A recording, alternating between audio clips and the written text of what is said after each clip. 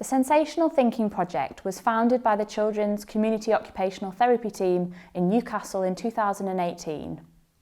It's an entirely charitable funded project that relies entirely on charitable funds, the goodwill of our local community, and also some of our NHS budgets too.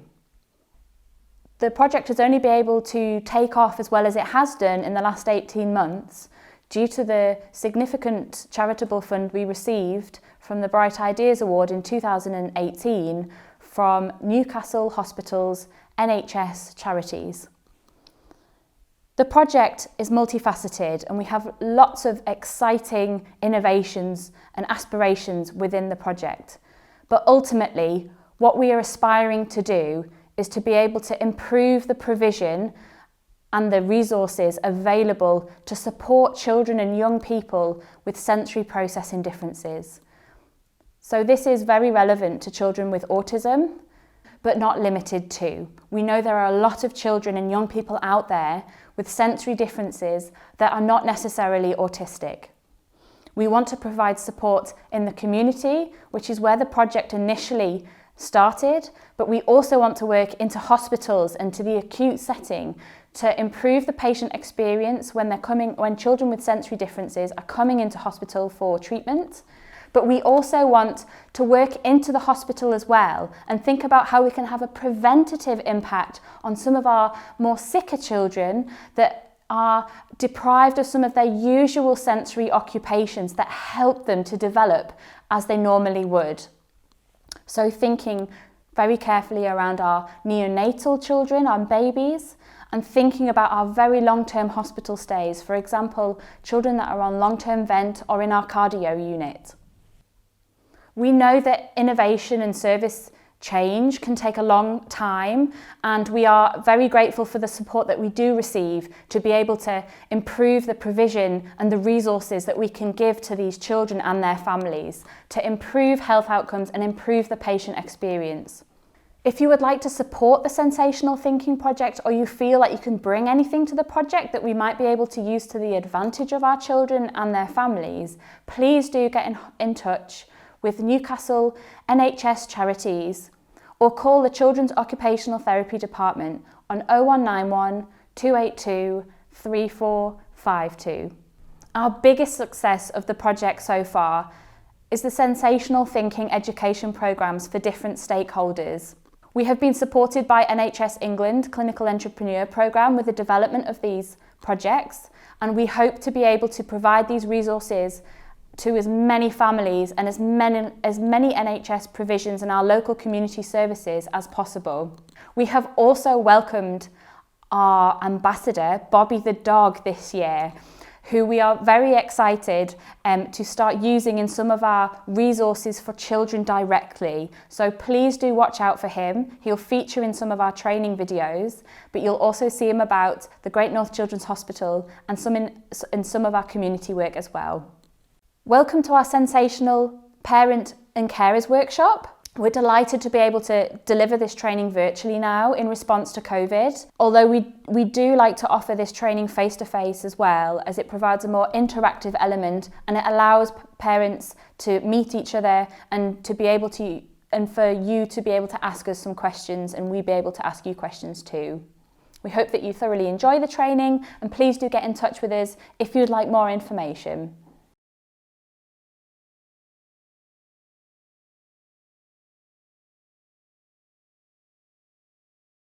Hi, my name is Vicky. I'm a children's occupational therapist. I have extensive experience of working with children with a broad spectrum of difficulties from the ages of 0 to 19. Within my career, I've spent a year working in the children's oncology wards, but most of my time has been spent working in the community, and I feel that this has given me the privileged opportunity of working with children and families in the settings that are most important to them. So whether this is in their home, school, nursery or community settings. I have a specialist interest of working with children with motor coordination difficulties, and my knowledge and experience that I've gained around sensory processing, I feel really informs my my work with this client group. So the aims for today are to provide you with an understanding of sensory processing and its role in the activity of learning and development for children. So for example, sensory processing may play a part in a child's ability to sit still in the classroom and listen to the teacher during, say, a literacy lesson. It could be their ability to attend to a routine dental examination or simply to engage in family meal times. We're going to explore sensory-based strategies to support daily routine, independent skills and learning opportunities. So this could range from specific activities for the child to engage in, the use of visual prompts or cues, or to modifications to the environment. We're going to help you feel, hopefully, more confident in being aware of and understanding sensory processing differences. Supporting a child or a young person with sensory differences can be really overwhelming, and at times you can feel that nothing is working. We hope that after today you will be better able to understand what may be going on and understand there are no quick fixes. That being said, we want you to go away feeling empowered to make a real difference in a child's life, to maximise their ability to reach their full potential. We all have an important role to play here. With early intervention, we can help provide the child with the necessary tools and resources they need to be better able to develop and cope with adult life and the demands that this has, ensuring that their physical and emotional well-being is protected. So what will we talk about today? Well, we're going to introduce the senses and the concept of sensory processing. So we'll touch on the theory and evidence base behind it. We're going to look at sensory regulation and over and under responsiveness in relation to behaviour, and we'll discuss the link this has with our mental health. We will talk about sensory processing demands of the environment most relevant to you, so whether this is in the home, the nursery, school or in the hospital setting. And then we'll also cover some of the strategies you may come across following an occupational therapy assessment. So the role of the occupational therapist is to promote function and independence within a child's occupation. So what is a child's occupation? Well, it can be broadly grouped into three categories. This being self-care, so how a child is able to wash, dress and feed themselves. It could be with regards to their learning. So for a child, this is thinking about how they are in their nursery setting, school or college setting. And then thirdly, and probably the most important occupation for a child is their play. So overall, what we're saying is that as an occupational therapist, we try to look at what's important to the child, look at the things that they need to do and the things that they want to do, and look at how we can support them in these areas. As many sensory-based difficulties have a direct impact on a child and family's ability to participate in everyday activities, we feel that occupational therapists are the ideal professional to be able to help support and educate in this area. So there are a number of common myths associated with sensory processing differences. The first we have is sensory processing is all about providing sensory stimulation and sensory play. So here we've mentioned a few different approaches. So first we've mentioned Snoozeland. Now if we think of Snoozeland multisensory environments, they can provide a low stimulating space to help calm and relax an individual. But they can also be used to help stimulate reactions by providing exciting visuals, sounds and textures for the child to explore. So if these spaces are used incorrectly, they can have a hugely detrimental effect on the child. If we look at TACPAC, so some of you may have heard of TACPAC, and for those of you who haven't, this is a structured weekly programme which essentially bombards the child with sensory stimulation. And again, this is not helpful for everybody. We've also got mentioned here sensory rooms. Now there are a number of schools which have sensory rooms or have had sensory rooms, and we are often told that they've either not been used or they've not been helpful. Now this is, for the most part, is often because they haven't been used in the right way. Again, it's really important to think of the child's individual needs, and how they present at that time will depend on what kind of experiences they need.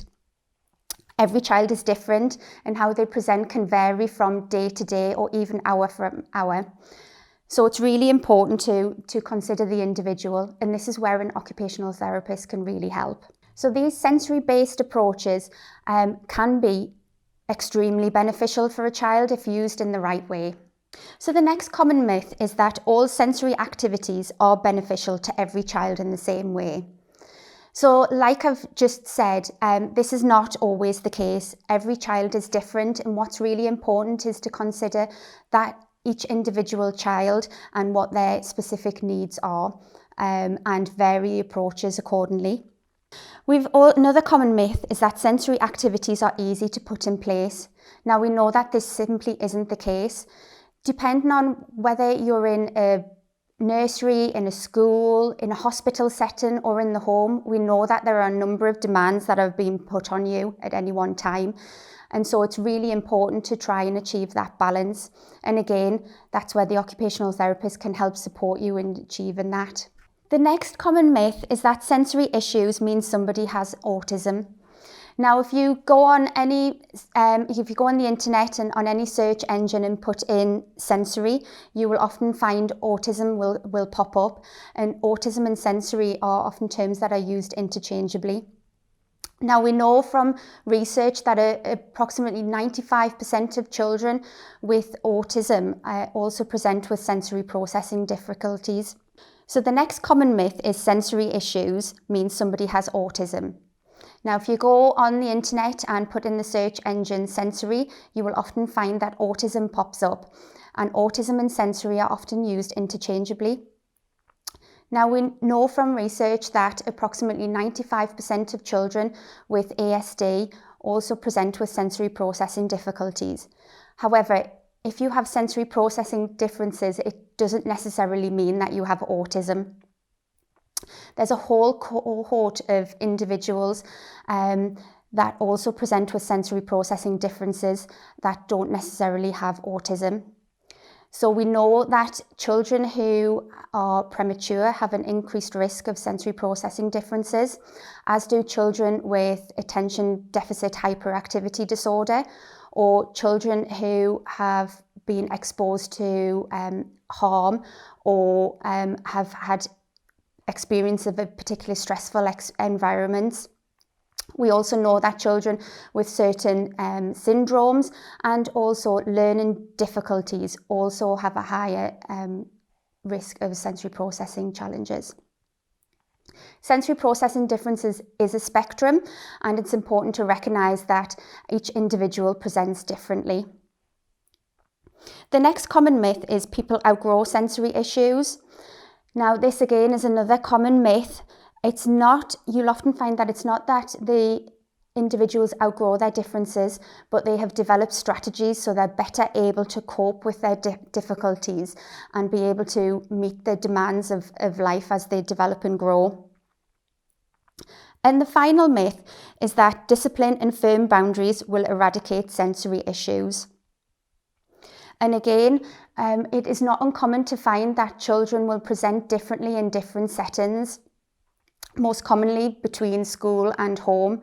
And this can cause a great deal of stress and anxiety for parents because they can often feel like maybe they're not being believed or that they're being judged.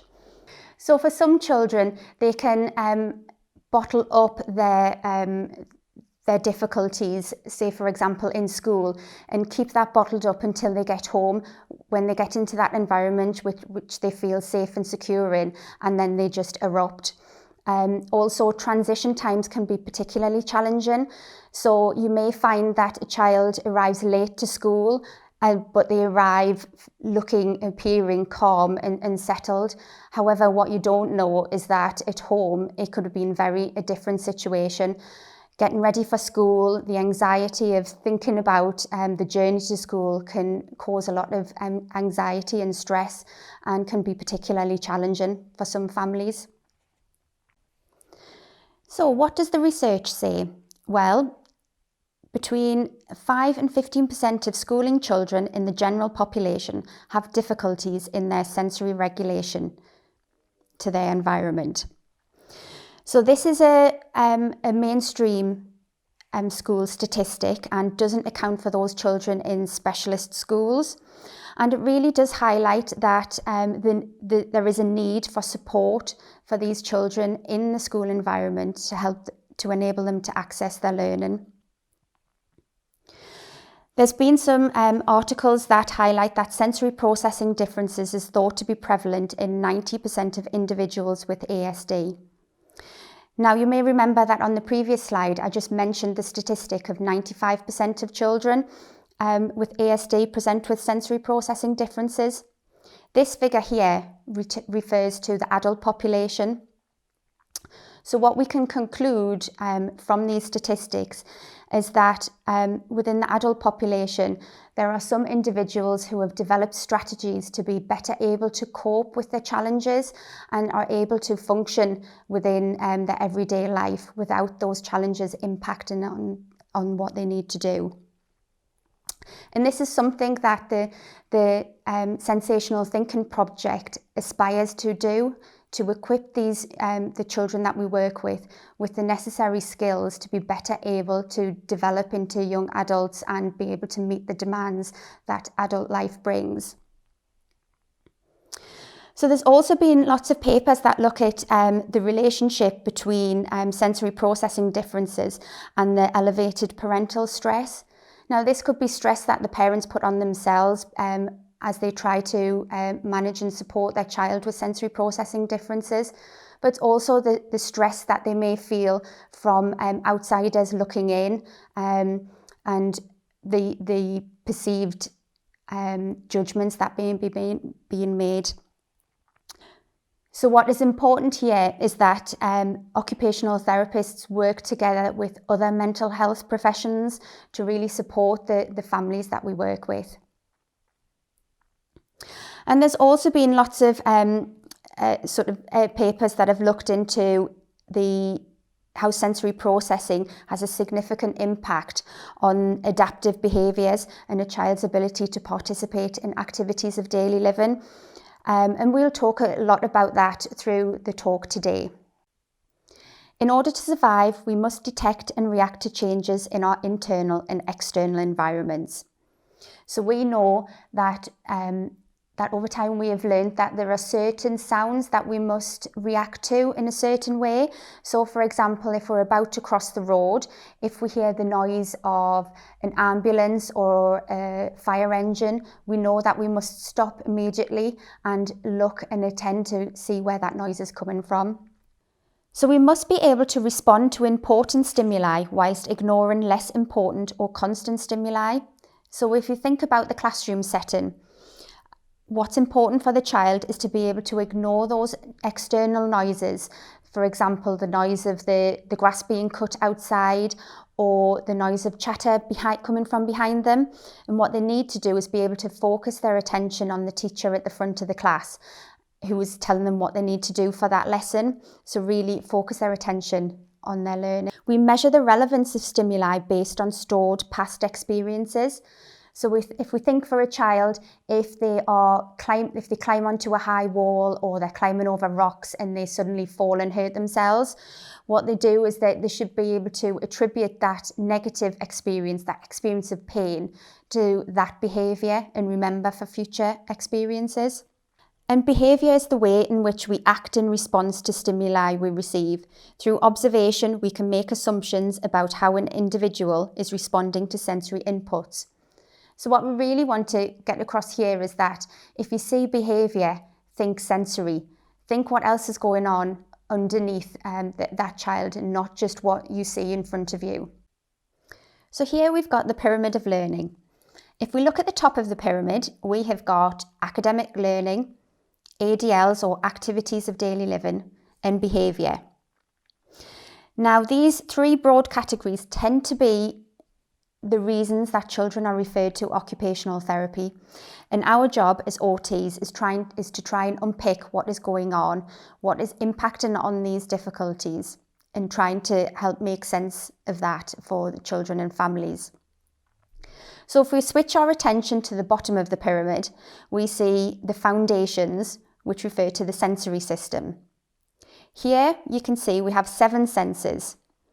Now, you probably know your 5 common senses, but may be less familiar with the other 2, proprioception and vestibular. Now, we're going to go into your senses in a lot more detail a little bit later on. But just to give you a little bit of an overview, proprioception refers to the sensory feedback that you get from your muscles and joints that let you know where your body parts are and what position they're in without having to actually rely on vision. And your vestibular system refers to the fluid in your inner ear that lets you know what orientation your body is in, so whether it's standing or lying, and also how fast it's moving. Now, there's also one other sense that's not mentioned here, and that is the lesser known sense of interoception. Now, this helps you understand and feel what's going on inside your body. Now, if your child's sensory processing system is not working as it should, then this can have a knock-on effect on how your child is able to develop. What we should say here is that we would not expect to have just difficulties in one of your sensory systems. If that was the case, then we would be questioning whether that was actually a problem. What we tend to look for is actually patterns of difficulties. Now, we know from research that your challenges within your auditory system and your tactile system often occur together. Now, if we look at the next level up from the sensory system, your sensory motor, you can see there we've got this covers areas such as your body scheme, your awareness of your 2 sides of the body, and your motor planning. Now, if we take motor planning as an example, if you have challenges within your proprioceptive system, if your body's not able to process this information correctly, and maybe also has challenges within the vestibular system, then this can have an impact on the development of your motor planning skills. Motor planning refers to how you're able to organise, plan and initiate actions that are unfamiliar or unpracticed, and difficulties here can have a significant impact on how you're able to coordinate your body effectively, so you can appear uncoordinated and have difficulty following instructions. If we look at the next level in the pyramid, here it covers the area of perceptual motor. Now again, it may be if you have difficulty processing your proprioceptive information, and this together with challenges within your visual processing, maybe your tactile processing and even your vestibular, this may have an impact on how you're then able to coordinate your hand and eye movements. So for a child, this can have an impact on ball skills, it could have an impact on handwriting, just to name but a few. So the theory of sensory integration proposes that it is an automatic process of the brain that organises input from the senses. It attributes meaning to what is experienced. It contributes to motor and behavioural outputs. And it allows an individual to adapt to the environment and forms the underlying foundations for learning and development. So sensory processing develops through access to typical childhood activities. But for some children, it does not or cannot develop as efficiently as others, and differences occur. So as we've previously mentioned, if we think about those children who are born prematurely, or those children who have had a long stay in a hospital setting, these babies may not be ready to experience certain sensory inputs, or they may have limited opportunity to experience certain sensory experiences as you would probably expect. So with sensory processing differences, individuals' nervous system have difficulty taking in, making sense of, and then using that sensory input. And as a result, children respond differently to changes that are happening in their bodies, for changes in the environment, and how they interact with it and with those around them.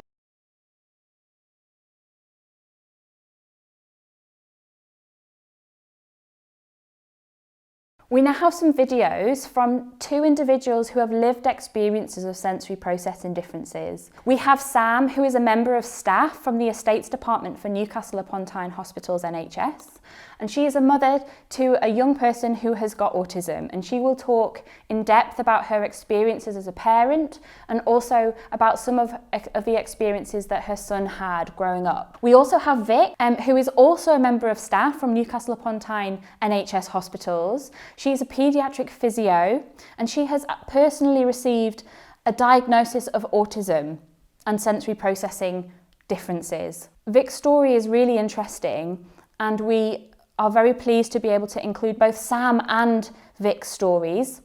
In particular, we like to take a focus on Vic's experience because autism and sensory processing differences can often present very differently in females, and sometimes females and girls and women can be wrongly diagnosed with other mental health conditions rather than autism. So it'll be very interesting for you to listen carefully to Vic's story and thinking about how there are similarities with Sam's story too.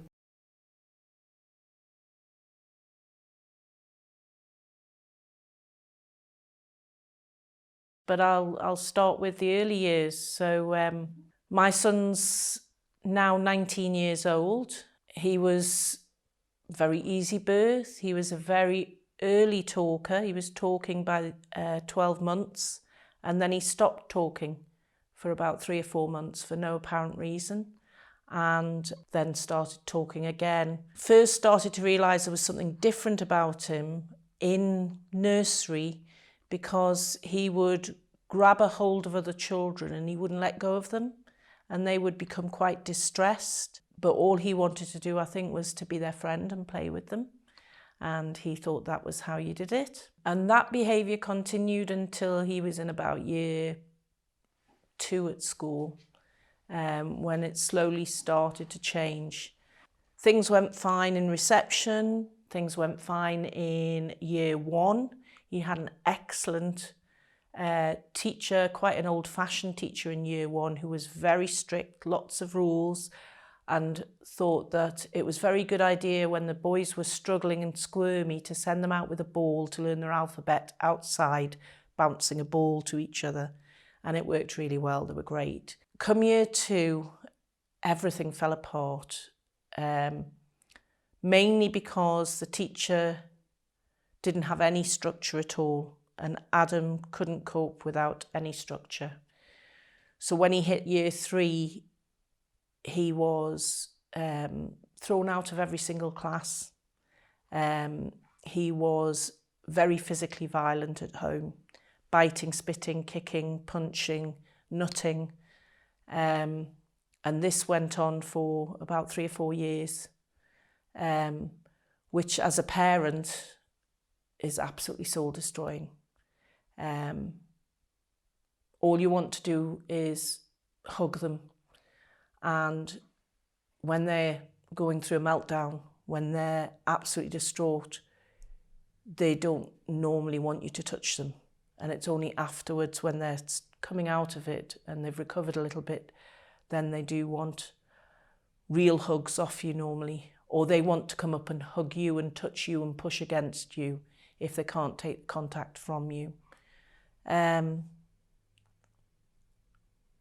My son was put on Ritalin because he also had ADHD, and that did actually help. That reduced the violence and helped him focus when he was at school. He started to do really well academically and would have been top of the class. And then, because of the side effects, he came off Ritalin himself, and things started to fall apart again. He wasn't violent anymore, but if he couldn't handle anything or cope with anything, he used to go and hide away somewhere, and I would find him with just tears running down his face. He wouldn't want to talk to me, he wouldn't want me in the room with him, he wouldn't want me to touch him. So I had to wait until he was ready to come out, and he wouldn't be able to verbalise at all what the problem was. He never really told me anything, and certainly up until, I would say, year 6, when he was on the Ritalin, I would say maybe once a year I would see what I thought was my real child, Adam, where he would talk and he would open up a little bit. The rest of the time I'd be lucky if I got more than a single word out of him. And I'd have a day where he seemed focused and he would talk, and I'd get a little window and see what my child could have been. So Adam has a few sensory issues. I think he has a lot more sensory issues than any of us actually realise. And I think at 19, he's starting to be able to verbalise some of the issues, some of the problems he has to do with his autism and his ADHD. But it's still a learning process for me and for him. When he was very small, he seemed to have quite a high pain threshold. So he had quite a few injuries. I remember when he broke his finger at school, he'd come out of school, he'd met with my childminder who'd taken him to the soft play because it was a Friday, and they went to soft play and had a slice of pizza and some chips on a Friday. And he came downstairs when I came to pick him up and he said, "Mum, I've got a broken finger," but the childminder wouldn't believe him. And so he came up to me and he said, "I'm sure it's broken." And I looked at it and I said, "Yes, I think it probably is." But he was supposed to be going for a sleepover that night, so he refused to go to the hospital and have it looked at. Instead, my friend agreed to take him with his broken finger, and he was staying in the soft play because his friend who he was having the sleepover was coming over to the soft play, and he played for the rest of the night in the soft play with his broken finger. We've also had broken arms from the soft play, which was a really nasty broken arm where he required surgery. And he was actually laughing when we were waiting to be seen in A&E. And when he broke his leg, although initially in a lot of pain, once he's got through the shock of it, it's as if things are fine, they're okay. So he doesn't seem to feel pain in quite the same way. And yet if he's got the tiniest little mark on his hand, he's dying because it's really painful. So the way he senses pain seems to be completely back to front. The way he senses heat and cold seems to be completely back to front. So in the winter, he's commonly seen running around in a pair of shorts. And in the summer, he'll have a coat zipped right up with the hood pulled over, and full-length trousers on, sweating. And you don't know why he's doing that. He went through a year at school where he would not take his school uniform off. And that was including on the weekends because his school uniform was comfortable, and he was used to it. So he used to sleep in it. He still likes to sleep in his clothes. He will not sleep in pyjamas. And he likes that certain things have to fit in a certain way. So he's never been bothered about labels particularly, but he doesn't like seams around his cuffs, and things have to feel a certain way when he's got them on. So I went through a lot of clothes where I would buy them for him and he would never wear them, or I would take them back because they were no good. Shoes were a real problem, shoes and socks, because he wouldn't let anybody touch his toes, and his toenails used to grow into the bottom of his toes. And he would also get blisters on the end of his toes because he didn't want to go into a bigger shoe. So he wouldn't actually wear bigger shoes. He wanted the tightness of the shoe, and the laces had to be pulled so tight that the middle bit of the shoe was crossing. So when we went into Clark's to get him new shoes, he would get measured, as to do with all kids, and then I would ask for the size below what they recommended because he wouldn't wear the size that they were recommending. And to cut his toenails, I used to have to wait until he was asleep. And sometimes, if I was lucky, I would manage to get them cut. But he does cut them himself now, and we have no problems with that. but he still wears socks a size smaller than there should be, and he pulls them very tight on his feet. Had quite a broad diet when he was young. He did try quite a lot of things, but the older he got, the narrower his diet got, until probably when he was on the Ritalin, we were struggling to get any food into him, and we were told just to give him whatever we could. And unfortunately, that led to quite a poor diet. But since then, we've been working to try and broaden his diet again. And it slowly is starting to broaden, so it's not just pizza and sausage and chips. But he has a real problem with texture in food and taste as well. Very sensitive taste and very sensitive smell. So for instance, if I'm cooking in the kitchen, he used to like to come and help me. And I was making a roux sauce once, and as the sauce thickened, he would start to retch. So he would have to leave the kitchen. I would add more milk, and as soon as I added more milk, he could come in and stir it for me. And then as soon as the sauce started to thicken, he would start retching again and have to leave the kitchen. He also used to struggle with, particularly if I was eating curry when we were out, so I would have to go and sit on a separate table because he couldn't stand to be beside me when I was eating something really spicy or strong. And with most foods which have ends, he wouldn't eat the ends. So fish fingers, he wouldn't eat the ends of fish fingers. Sausages, he wouldn't eat the ends of sausages. Chips, he doesn't eat the end of chips. So you have a little pile left on the plate. And he tends to eat with his fingers. Even now, he still eats with his fingers more than he probably should. Although he's much better at using a knife and fork now. It's not the physically, he can't use a knife and fork, he can. It's just he prefers to eat with his hands. The biggest problem in trying to broaden his diet we have at the moment is vegetables. He would like to become more healthy, he wants to eat more vegetables, but he doesn't like the texture of cooked vegetables. He finds all cooked vegetables are slimy, even though I've promised that we wouldn't cook them too much so that they remain quite firm. So we're still working on that one. One of the things I think it's really important to say is that as a parent of a child, particularly if you don't have a diagnosis or you don't have a full understanding necessarily of what's going on with your child, or even if you do, when you come into hospital, if your child isn't behaving in the same way as most people would expect children to do, you actually feel as if people are almost looking at you and judging you, which as a parent is a really hard thing, because you can feel already a failure, because everything when you have a child with special needs is a struggle, whatever that special needs is.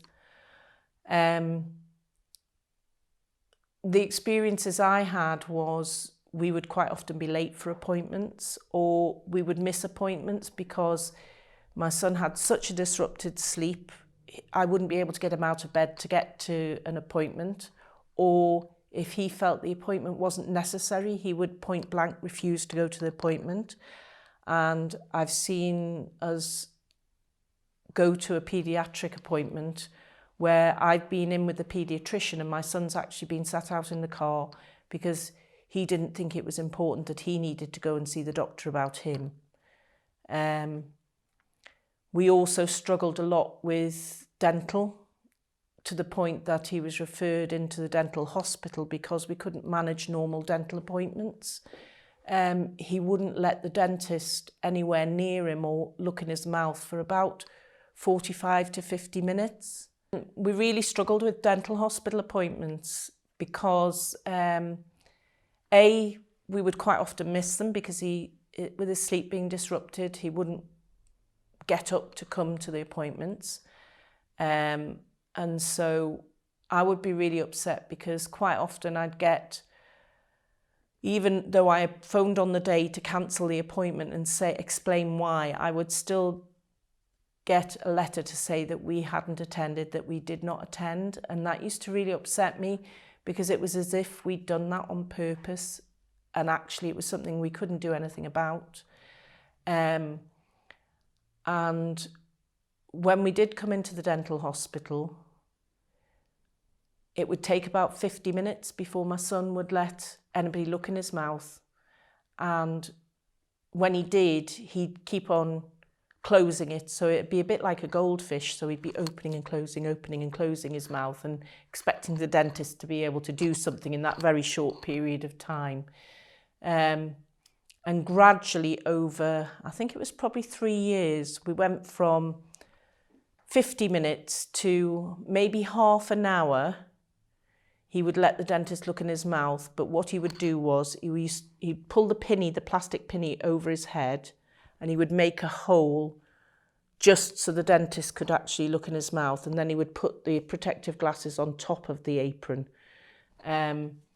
And he would actually let the dentist look in his mouth then. And that continued for about a year and a half, to his very last appointment, which he had in the dental hospital, where he had something that was unusual.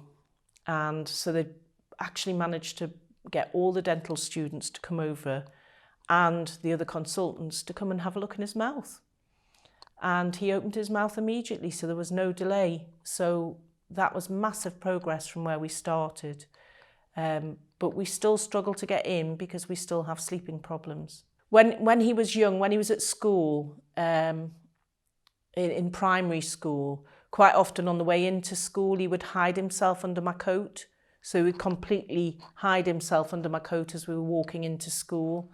And occasionally I'd see him when I went into school hiding with a jumper or something pulled over his head. So, and sometimes in the car as well, we'd go around and he'd pull a blanket over the top of his head. So all I can assume is it was a similar thing to that, where he was just trying to shut everything else out so he could cope with what was happening. I mean, certainly, I missed saying earlier, when he was at school, we didn't know this was happening. We found out of him eventually when he mentioned it, when he was probably in year 3, year 4. He'd spent all of his time from when he started school being left out, which we actually saw. We observed that happening, where he tried to join in with the other kids and they ran off and they pushed him and they went away and left him. But also what we found out was when it all became too much with him from a sensory point of view, because it was too loud, he described it as too loud, too noisy, he would go and hide in the corner of the yard, somewhere where he could be quiet and stay away from the noise. And we didn't actually know this, and nobody from the school told us this. With Adam having quite a few accidents when he was younger, breaking arms and breaking fingers, and he needed surgery a couple of times for other things as well. We found out when he was quite young, he was 4 or 5 when he went in for his first big major surgery, and there was absolutely no way he was going to let them anywhere near him with a mask to put him to sleep. And actually for Adam, he felt totally at ease having an injection. So he didn't mind being put off to sleep with a needle. And to the point where when he was about 8 years old, he wasn't even bothered if he didn't have EMLA on his skin, because a needle for him was not a problem. But if you tried to bring a mask anywhere near his face, he would be kicking and screaming. From my experience, and from the experience of a lot of other parents who I've talked to over the years, it's all pretty similar. Any children with Asperger's, with autism, with ADHD, with sensory problems, it's a constant battle, because most people in education, in the health service, your friends, your family, just don't get it. They really don't understand it, and that can leave you feeling like a really poor parent. It can leave teachers, I would suspect, feeling as if they're not doing a great job as well, because they don't know why it's not working with this child. And I would imagine also with health service professionals, where something that's worked with other kids or would normally work with kids just isn't working with this child.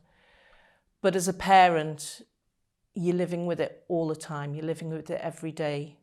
I'm not going to lie, it's difficult all the way through. My son's 19. I'm still having to battle for him and to battle to help him achieve what I think he's capable of achieving, and support him in learning how to live as independently as he can moving forward. We've undergone a bit of a transformation in the last 2 years.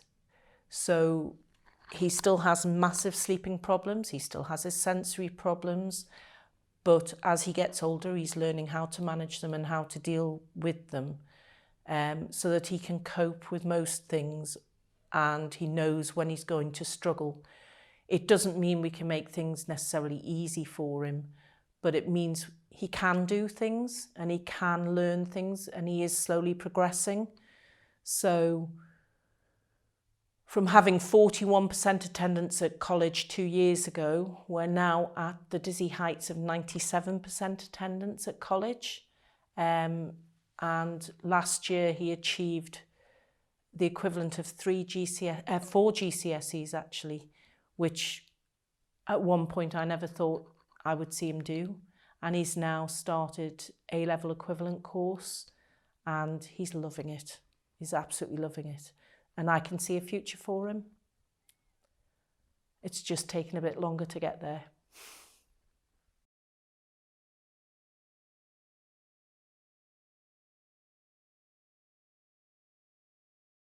Hi, my name's Vic Harbottle, and this is Leia. I'm 36 years old and I was diagnosed as autistic about 18 months ago now. I work as a paediatric physiotherapist at the Great North Children's Hospital, so I've become involved in this project through work really, but also through the fact that I'm quite keen to try and share my experiences with other people like me, to try and help other people like me, because of the fact that I was late diagnosed and really up until kind of 2 years ago, I hadn't even considered the fact that I might be autistic. It's really important to me to kind of talk about some of those experiences to maybe help other people that might be struggling the way that I did. So today I'm going to talk to you a little bit about how the sensory differences that I experience have impacted me in the past whilst I was growing up, how they impact me today, kind of through my day-to-day life, and also try and give you a little bit of reassurance that I've managed to achieve quite a lot with my life. I live a very happy and fulfilled life in spite of, or actually kind of with, my sensory differences, and hopefully just give you a little bit of hope for the future. So growing up, I obviously wasn't aware that I was autistic, nor were my parents or my family. And I have got kind of some memories of things that I struggled with. So I was definitely late riding a bike. I really struggled. I had stabilisers on for quite a while and I was quite happy with that. But taking the stabilisers off, kind of things like balance bikes didn't really exist kind of back then, or certainly they weren't in kind of my parents' sphere of thinking. And they did all the kind of, I remember, you know, the parent runs behind you holding on. And I couldn't get my balance and also think about other things. I was having to concentrate so hard on staying on the bike that I couldn't steer or brake or anything like that. I couldn't do more than one thing at once. So I remember after a little while, it was my uncle actually that properly taught me how to ride a bike, and bless him, he spent hours with me. And there was kind of a back alleyway at the back of my house, and that's where I used to ride my bike because it was quite good because it was flat and clear. And I remember after a while, I got to the point that I could ride a bike and I could go in a straight line, but trying to actually kind of take my mind away from having to think so hard about balancing to be able to steer took ages. The amount of times I crashed into the garages, into kind of anything that was in front of me because I just couldn't steer around it because I was having to concentrate so hard, and nobody could understand it because I could ride in a straight line, I just couldn't turn any corners. And I also remember being little, being in bed, and kind of once I was in bed and wanted to go to sleep, I had to really like arrange myself in a certain way, and I needed the covers kind of over me and quite close wrapped around me, and I couldn't have any bit of meat sticking out. And then I also had to make sure that the covers, that I had something in my hand to hold on to. And this is, I can't even believe that I'm confessing to this, but I also used to love in my bedding, you know, when you get an old sheet and it's like it's been washed loads of times and stuff starts to go bobbly. Like normally that's the point that you start throwing things out. I wouldn't let my mum throw away stuff that was bobbly because I just loved, and I still do actually, my husband laughs at me, love the feel of especially a sheet that's been washed loads and loads and it's really like nice and bobbly, and I would just spend hours rubbing my hand up and down kind of those bobbly sheets. I'd love them, still do. When I was very tiny, I was quite I think my parents would always describe me as a bit of an anxious child. Like I startled really easily, even probably up till kind of 5, 6, and I guess then I kind of started to be able to integrate some coping strategies sort of inadvertently in. But when I was really, really little, anything that was noisy, anything that was loud, when I started school in particular, you know, you have like the bell that they ring for dinner in the playground, you know, when you're out playing in the playground, they'd have a bell that they'd ring. And I remember if I was too close to it, I'd be there straight away, kind of with hands over my ears.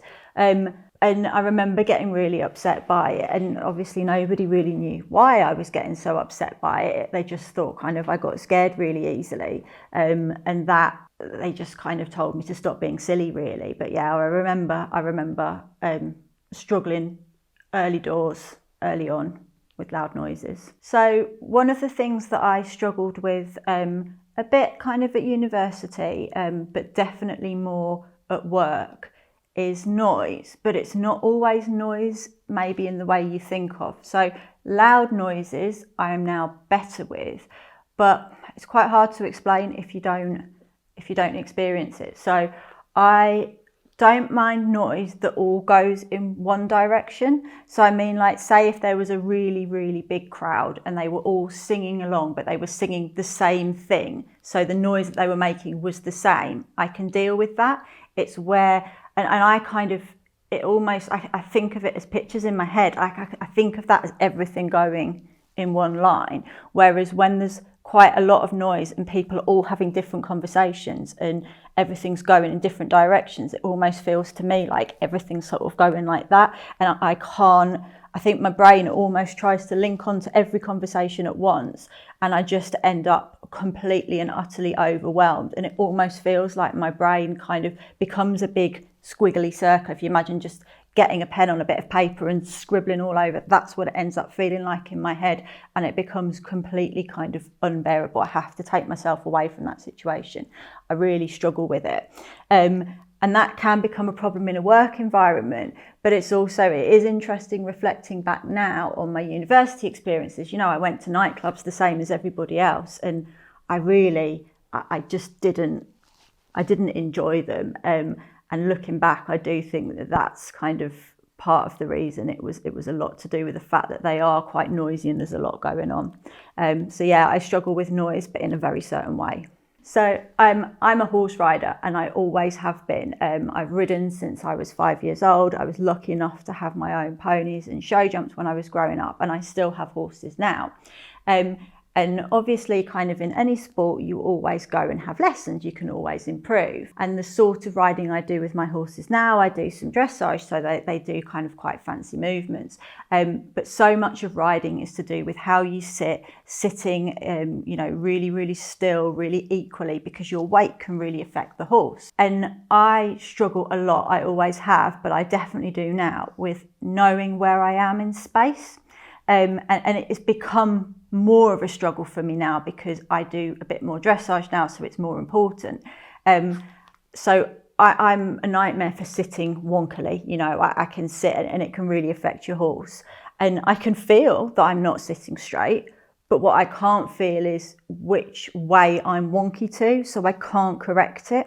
And even then, if my instructor will say to me, right, Vic, put your left shoulder back, I have to kind of stop for a minute and think, right, which is my left shoulder and which way's back? And it sounds stupid because everybody knows which way's forward and back, but actually I can't, it's just abstract words and I have to really think to myself to be able to correct things, and I really struggle with that. It's always become a bit of a running joke really with my friends, because growing up doing different sporting things, everybody kind of goes to aerobics and gym classes, and gym classes go through different fashions, and I could never do kind of step aerobics or anything like that, because trying to work out when you're kind of having to step to the left and then do something with your arm and put loads of movements together, I was an absolute liability, crashing into everybody.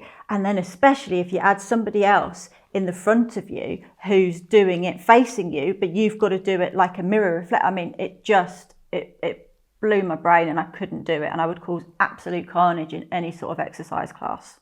So I've struggled with my mental health from a very early age, and reflecting back, I kind of now know that was a lot to do with the fact that I was an undiagnosed autistic. I started really struggling kind of from my teenage years, and felt like I visited a lot of different mental health professionals, kind of trying to look for answers as to why I just didn't really feel like everybody else within the world. And it took until kind of coming into my 30s, I think I was 34 when I was diagnosed, and I hadn't even considered the fact that I might be autistic, because I had such a fixed view in my head of what autism looked like.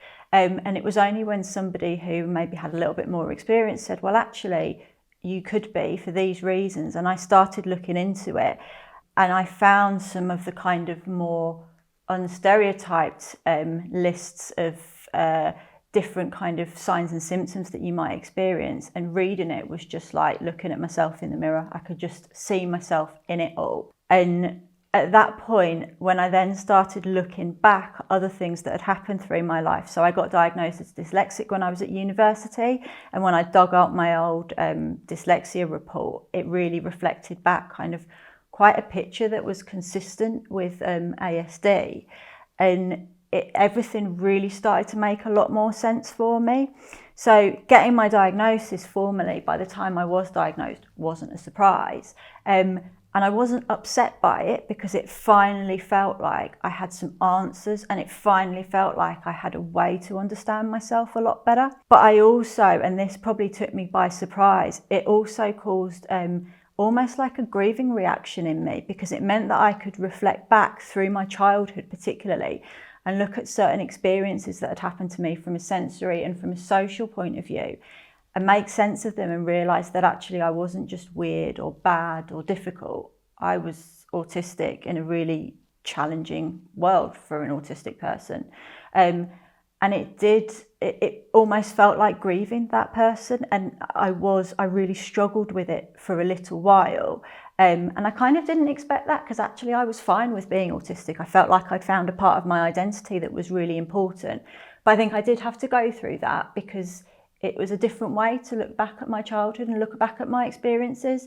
And certainly the hardest bit I've found today has been thinking back about my sensory experiences from being a child, because I think I've kind of repressed almost quite a lot of that, because I had to just get on with it and I had to just do things.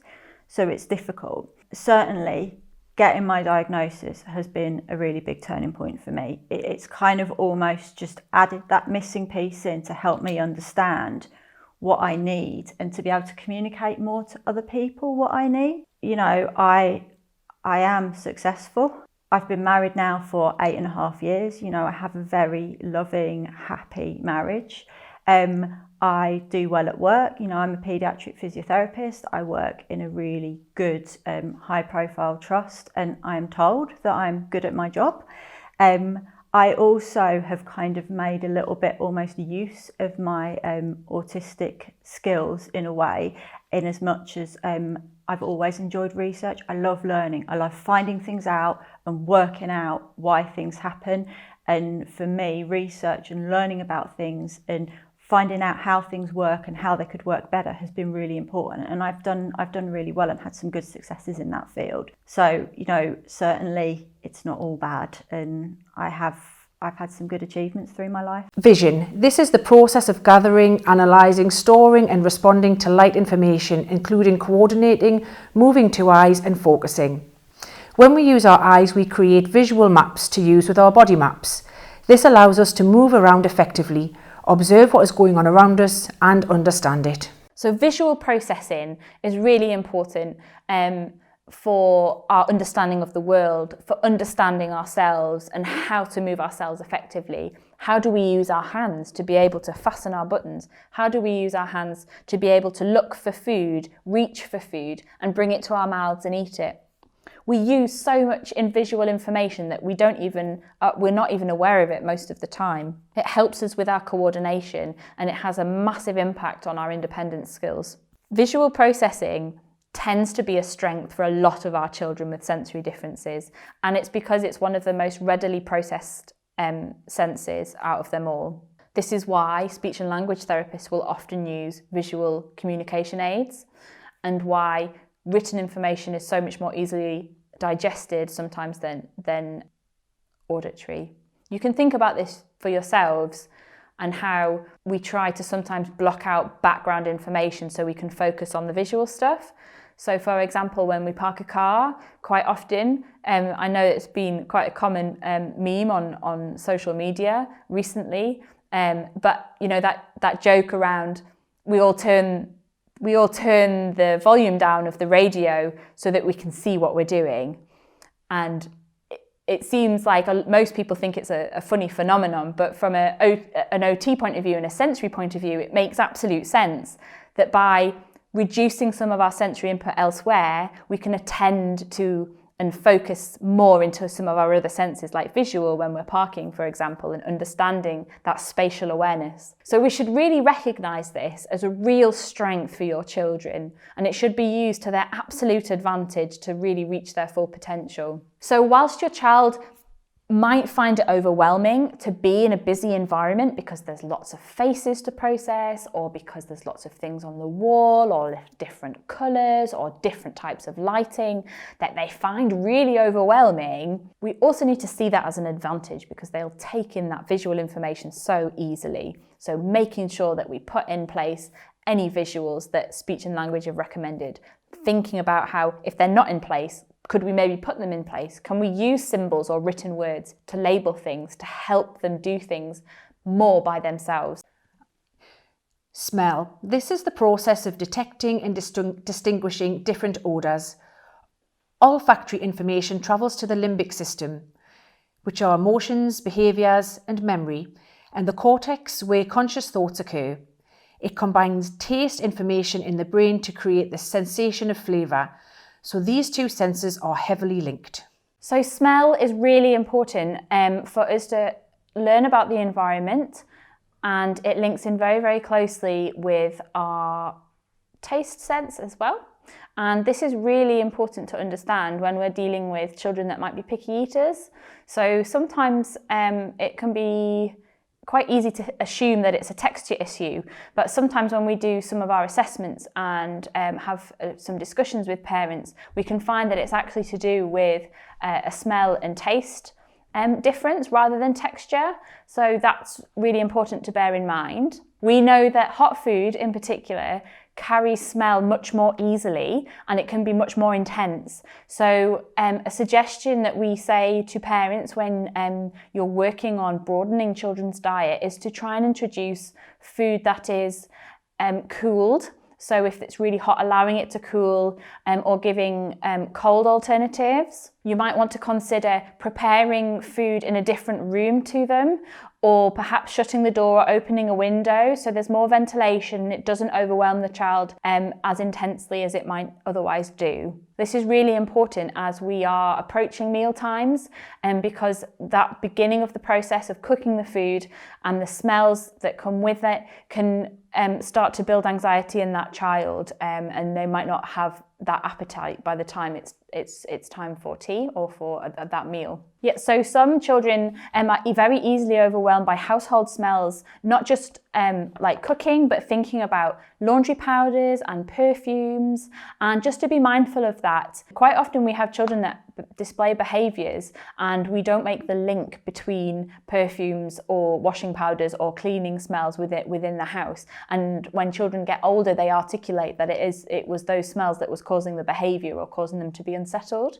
So it's really important to be mindful of that too. It's really helpful to work with your child, talk to your child if they're able to identify smells that they find calming and that are pleasant to them, because that can be they can then be used as a really good calming strategy for children when they are feeling anxious, and it can help them in different transitions such as starting school or coping with a different classroom environment or going to the dentist, for example. So it's really helpful to either discuss with your child or to observe your child and take note of what smells in particular they like and find calming. Taste. This sense helps to control the monitoring and controlling of the ingestion of food, including swallowing and salivation. We have many gustatory receptors in our mouth, allowing us to get lots of information very quickly. So as we know, the sensation of taste is very, very closely linked to the sensation of flavour. And actually, for a lot of people, if you hold your nose, you can't actually taste things. So we look at this very carefully when we're working with children, particularly around fussy eating, to see whether there may be an issue with taste or smell. Some children have very restricted diets, and it can be linked to the flavours of food. So quite often the beige diet situation can sometimes be to do with taste. And in this situation, it's still important that we encourage children to try different foods, but let them do it in a way that they're able to control it. And sometimes it's important to separate those foods because children can taste the contamination of other foods very, very easily. So, for example, you might make some chicken and some baked beans, and if a tiny little bit of sauce of the baked beans goes on the chicken, a child finds it very difficult to tolerate those two flavours together, and it can cause a big disruption in the meal. So sometimes it's helpful to separate foods on a plate when you're trying to broaden your child's diet, or they may already be doing this, or you may have already figured this out and you've already started to do it. But this gives you a little bit of background information as to why your child might prefer that. Other children can seek out a lot of different flavours. So they like particularly strong foods, or they may even eat inedible foods too. So some children we see might like to eat leaves or soil or sand, which again, it could be a texture thing, but sometimes it can be to do with taste. So thinking about some of those substances and how earthy they might taste or how salty they might taste. And so some children can engage in these behaviours, which is sometimes referred to as pica, but it can of course it has its risks, and it's not necessarily good for the child to be eating some of these things. One of the things that we sometimes suggest are called pica boxes, and what these are basically are little compartmentalized boxes, and what we suggest is to have a small list of some of the inedible objects that your child eats. So for example, it might be gravel, or it might be twigs, for example, or leaves, and trying to replicate something that is of a similar flavour or a similar texture, and resembles it as well, so looks similar to it. So for example, with the gravel, for that like crunchy kind of quite earthy taste, you can use digestive biscuits with some brown sugar and some chocolate in there, and bashing it all together and putting it in and popping it in compartment. With twigs, you can sometimes use things like twiglets, or with leaves you could use vegetable crisps, and putting them in the compartments. And what you would do is when your child goes to engage in some of these behaviours, to eat some of these inedible objects, you would present the box and encourage them to take the items from the box. Of course, eating bashed up biscuits and chocolate and sugar, you could argue, is not a particularly healthy choice, but of course it's better for your child than eating soil or the inedible objects that could cause some internal injury or make them unwell. The sense of touch. Tactile refers to our sense of touch and the information our body gets through the skin. It helps us to learn about our body and environment. Some of the tactile receptors are close to the surface of the skin, and others are deep within skin. Light touch gives the brain an alerting message, Pay attention. It is a useful sensation to increase a person's awareness of what is going on. So talking about taste, this actually feeds on really nicely, when we talk about the pica boxes and pica, it feeds in really nicely to the next sense of touch. So sometimes children can be eating inedible objects because of the tactile feel or the touch feel within their mouths, and that's why they can seek some of that out. Touch processing has a really large role to play for some children with picky diets or restricted eating, and sometimes it's to do with their oral motor development. We look for patterns in this scenario. So if we think that children have restricted diets, they prefer kind of hard and crunchy foods because they're easy to chew and to feel in their mouths. We look at how their oral motor skills are doing. So quite often we'll be looking to see if there's been a history of speech delay or difficulty with pronouncing certain words, looking at kind of gross motor development and gross motor organisation. Do these children have difficulty with planning their movements with the rest of their body? Because those principles can apply to how they can use their mouth to chew food, to manipulate food using their tongue, crunching food with their jaw, and being able to swallow it safely. A lot of children can be funny about texture from a motor skill point of view and from a tactile point of view because they find it difficult, particularly with sloppy foods that have mixed textures. So thinking about spaghetti bolognese, where you have the pasta, you have mince and the sauce, or soups with lumps in, like potato and meat and maybe some grains in there, and then you have the liquidy part of it as well. There's a lot of textures going on there that child has to deal with from a oral motor point of view. But it could be that they're really sensitive to some of those experience and tactile experiences too, and that it's just overwhelming for them to have to try and feel all of the different things that's going on in their mouth. So it's really important to think about that. Touch, or the tactile sense, can also be responsible for some difficulties with teeth brushing, nail cutting, tolerating different clothing, for example. And so it's really important to be aware of that, and particularly if your child has had a sensory assessment done and tactile processing is flagged up as a little bit of an issue. It helps you to understand that it's not necessarily something that you're doing wrong, but they maybe just find different materials overwhelming. So we know that a lot of children prefer loose, soft, baggy clothing over firmer things like jeans and shirts.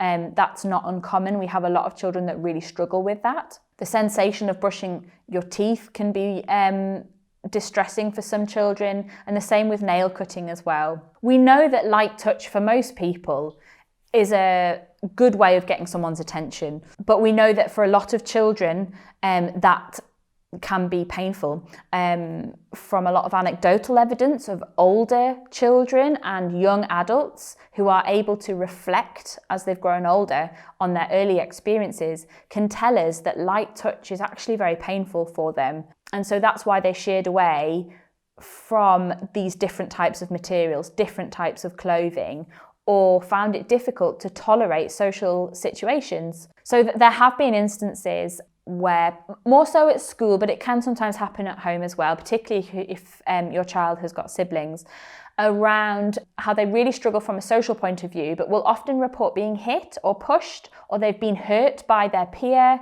Sometimes we have had it where they've reported it's been teachers or parents, and when we've looked into it, obviously we have to be careful from a safeguarding point of view, but when we have explored things from a sensory point of view, for some children, it is actually to do with their tactile processing, and that because they are what we call tactile defensive or very sensitive to touch, they perceive light touch or, tapping someone on the shoulder or brushing past or being brushed past so much more forceful than what it actually is. And so the child perceives that as painful, gets upset, and kind of says that their brother or sister has hit them, and there's the big fallout. And so you can see how sensory processing, particularly in this area, can really influence social interaction and the ability for children to build friendships.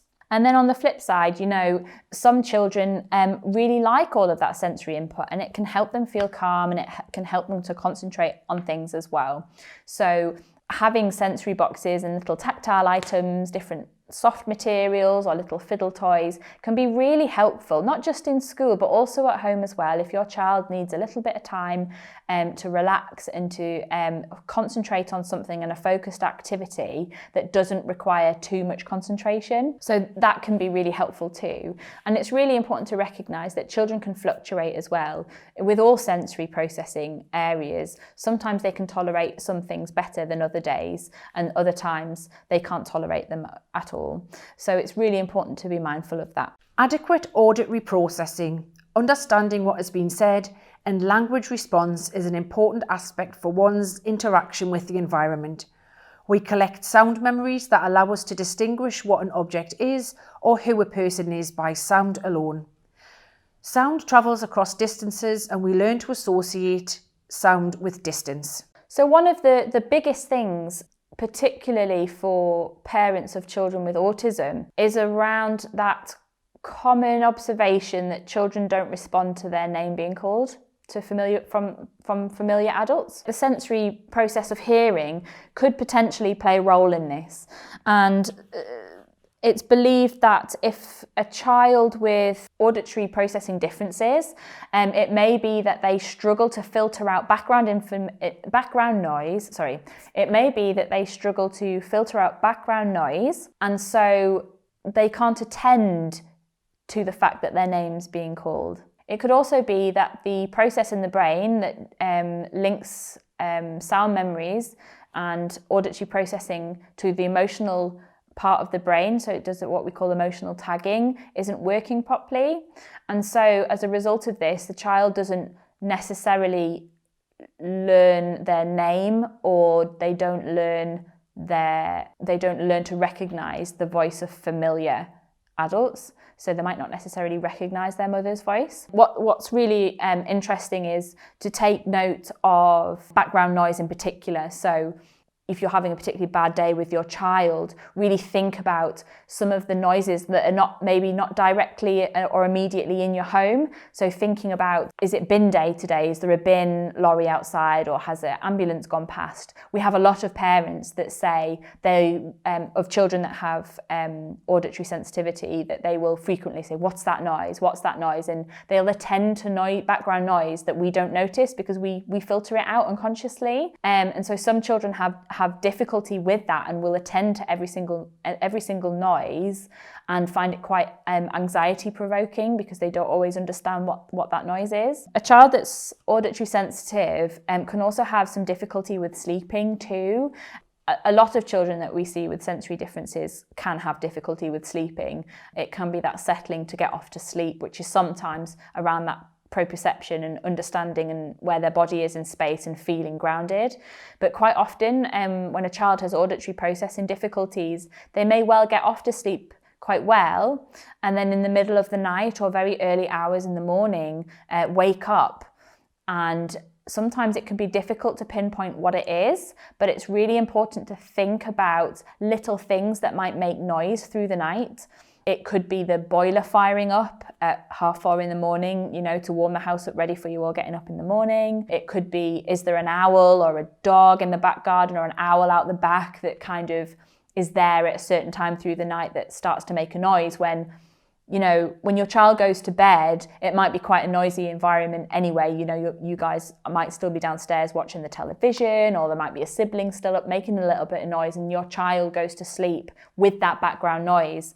And when you go to bed, as the night kind of progresses through, it gets quieter and quieter. So then any sort of background noise can be quite alerting to a child that's got auditory sensitivity, so it doesn't really take much noise to suddenly wake them up through the night. And I think a really important point to note on this is, again, thinking about some of the other children that have sensory differences that are not necessarily autistic. So we know, for example, that children with ADHD have learnt to function on a high level of sound, so they need a lot of background noise and stimulation and sensory stimulation in general to be able to concentrate and function. And interestingly, there's a link with that for some individuals with a history of being born prematurely, and thinking about those early experiences on the neonatal unit where they were exposed to constant background noise, and their brains become acclimatized to that, and that they learn to expect that, and that's what the norm is. So when they go home, and this is actually true for many of our children that we see that have not just been on the neonatal unit, but some of our children that have been in hospital care for a long period of time. So perhaps they've been on long-term vent, or they've maybe been in our cardio unit, and they've been in this hospital environment where there is always background noise. There's always the noise of machinery, the beeping of monitors, the chatting of staff in the background. And so these children become acclimatized to that, and that's what their normal is. And so it's quite common for us to be contacted from parents to say that when they've gone home, suddenly sleep has become really erratic. And quite often we find it's because they're going home to a really quiet environment that they're just not used to. A really positive thing about auditory processing, however, is that although children might be really sensitive to some noises, a bit like the visual sense, they can actually use it to their advantage, and you'll be surprised at how much they actually pick up.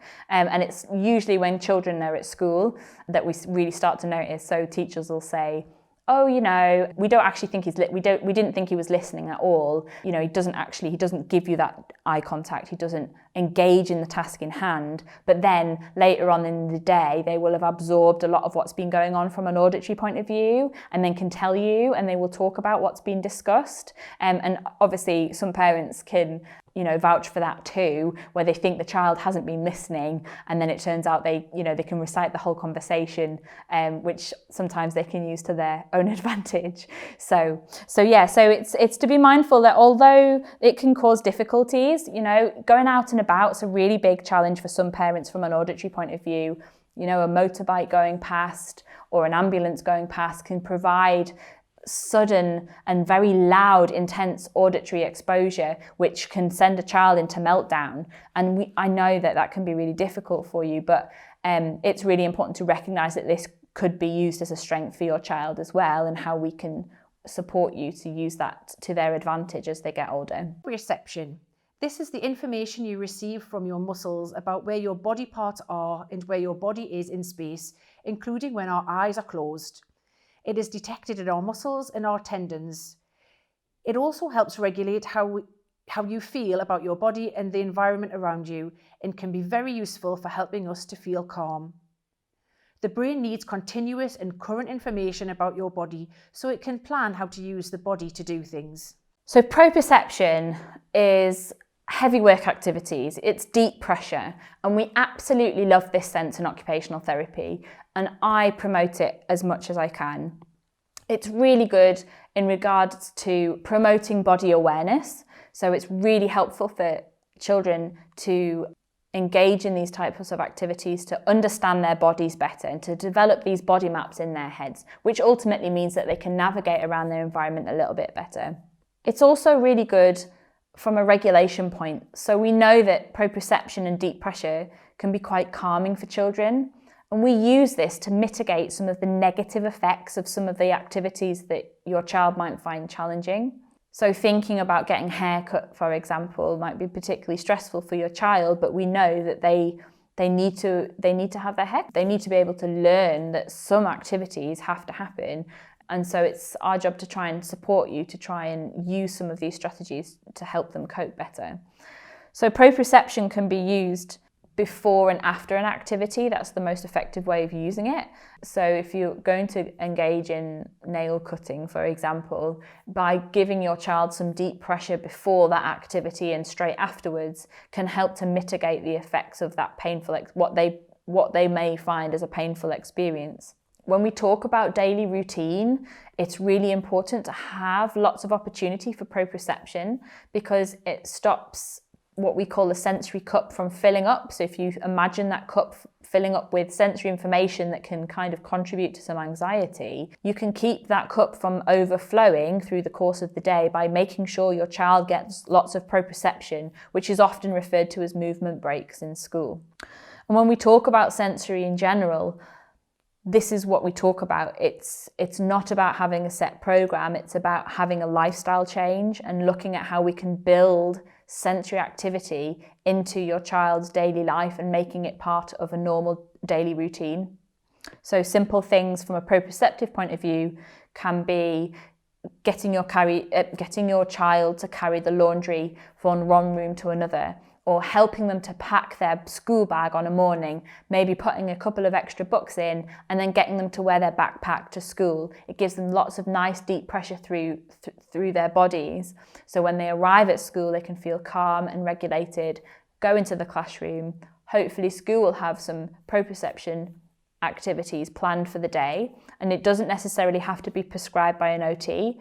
It could be that they have PE in the morning or swimming, and then in the afternoon, they have allocated your child some time to have a movement break, and it could be with other children as well. And it could be something as simple as just going outside and having a run around to essentially let some steam off. But by doing that running around and that jumping and the climbing, they're getting the heavy work and the deep pressure activities. There's lots of pieces of equipment that can provide what we call passive proprioception, which means that we do it to the child. And you can also, there's equipment that can give children active proprioception as well, where they have to actively engage in an activity to give themselves that deep pressure. But you don't always need equipment. Just general day-to-day stuff can give the same input. So don't feel like you need to go out there and buy loads of stuff for your child. You can do simple things like digging in the garden, going to your local play park, going swimming, doing animal walks, playing games of leapfrog, doing some baking or cooking where you've got to do some heavy work of like mixing things in the bowl. All of these sort of things can give your child proprioception and deep pressure, which will help them to feel calm, and you get the added benefit that they're building on their motor skills and their body awareness as well. Vestibular. This is the sensory system that responds to change in head position, to body movement through space, and regulates our balance system. It also coordinates movements of the eyes, head and body. It allows us to move through our environment and helps us to regulate the arousal level of the nervous system. So the vestibular sense can also have regulatory effects on our nervous system as well. It can help us to feel calm and alert. But we have to be really careful with this sense because some children can be quite sensitive to it, and they can be sensitive to movement and changes in head position and where they are in relation to gravity. And for those children, it can evoke quite a significant anxiety response and make them feel unwell or particularly upset. So that's why we say that when you have an occupational therapy assessment, that you look at the profile of this sense very, very carefully, because it will influence what sort of sensory activities we recommend and what will be helpful for your child. So when we have problems with vestibular processing, you might see that your child has difficulty going up and down stairs, going in lifts, going in on escalators. Playground equipment can sometimes be challenging for any pieces of equipment that expect your child to remove their feet from the ground. So things like seesaws or swings, or even slides sometimes can be quite challenging for some children too. Sometimes children can even get really upset if they've got problems in this area, if they simply trip and they fall, or you know how it is, if you lose your footing, you can jerk forward. That sudden and quick changing head position can be really overwhelming for some children, and it can be quite upsetting, and it can be sometimes a trigger for behaviour. So it's really important to be aware of this sense and how it affects your child.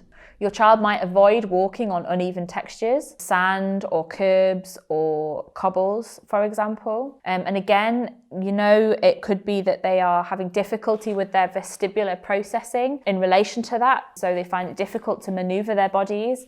And there could certainly be a motor skill aspect in that as well. So if your child has particular difficulty with coordinating their body, they may find it challenging walking on different terrain and trying different pieces of playground equipment. But for children that can tolerate vestibular input, it's a really good sense to help them feel calm. If you think about how we rock children and rock babies when they're very young, we're giving them what we call linear vestibular information. Vestibular information in one plane of movement, so going back and forth. And that horizontal vestibular information, for many people, not just children with sensory differences, can be very calming, okay? So sometimes we say to parents and to teachers to watch for children rocking themselves, okay? So you might notice your child might do this, they may sit and start to rock back and forth or side to side.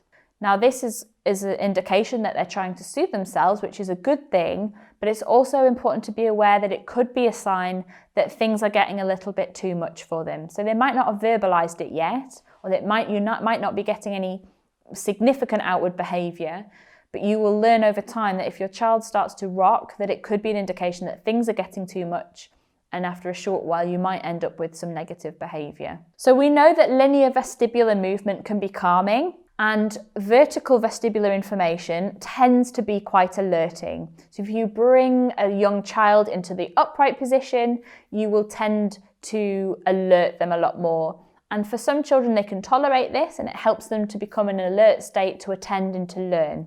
We focus on this very much so in the neonatal unit, and we think about how some of the babies, when they've been in the womb, if you think about a typically developing child during pregnancy, is able to move around in 3 planes of movement, and they're surrounded by fluid that allows them to move freely. And when they're born early, they come into the world and they are suddenly challenged with the sensation of vestibular from a lack of gravity point of view.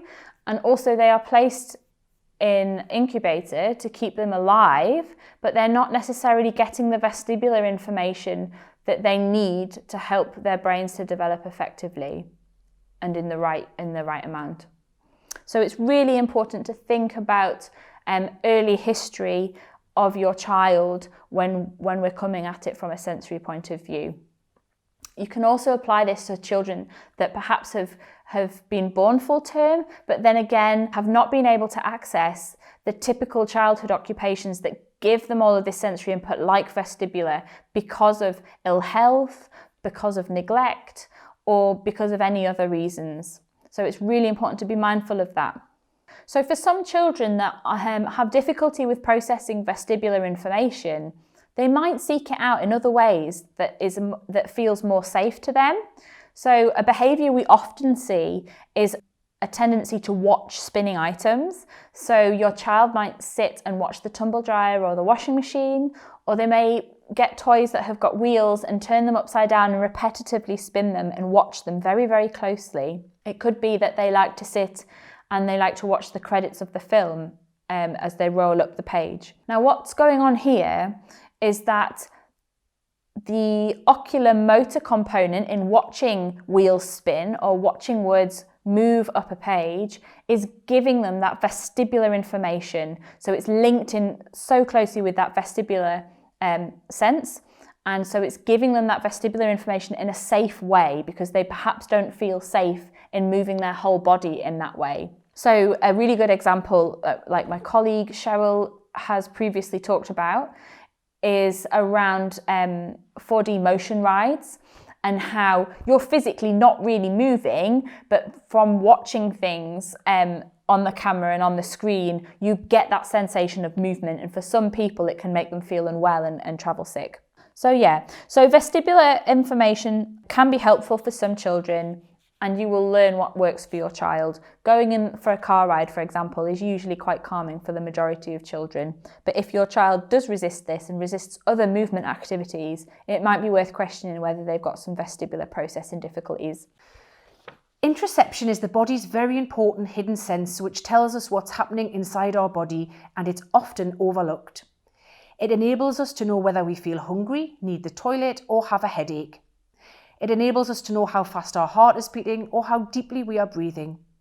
It is very important in being able to care for ourselves properly and meet basic needs so that we can remain safe. So interoception is a sense that is becoming more recognised now, but for a long time it wasn't really spoken about and it wasn't really understood. Interoception is all about how we understand what's going on inside of our bodies and what that means. And it's really important, because if we listen to what our body's telling us, and learn to understand it, it helps us to keep us safe. So if we know that something has been a painful experience, it will stop us from doing it again. It helps with road safety, for example, and understanding and applying some of your early concepts of pain and danger to specific contexts as children get older. Same with being hungry or needing the toilet.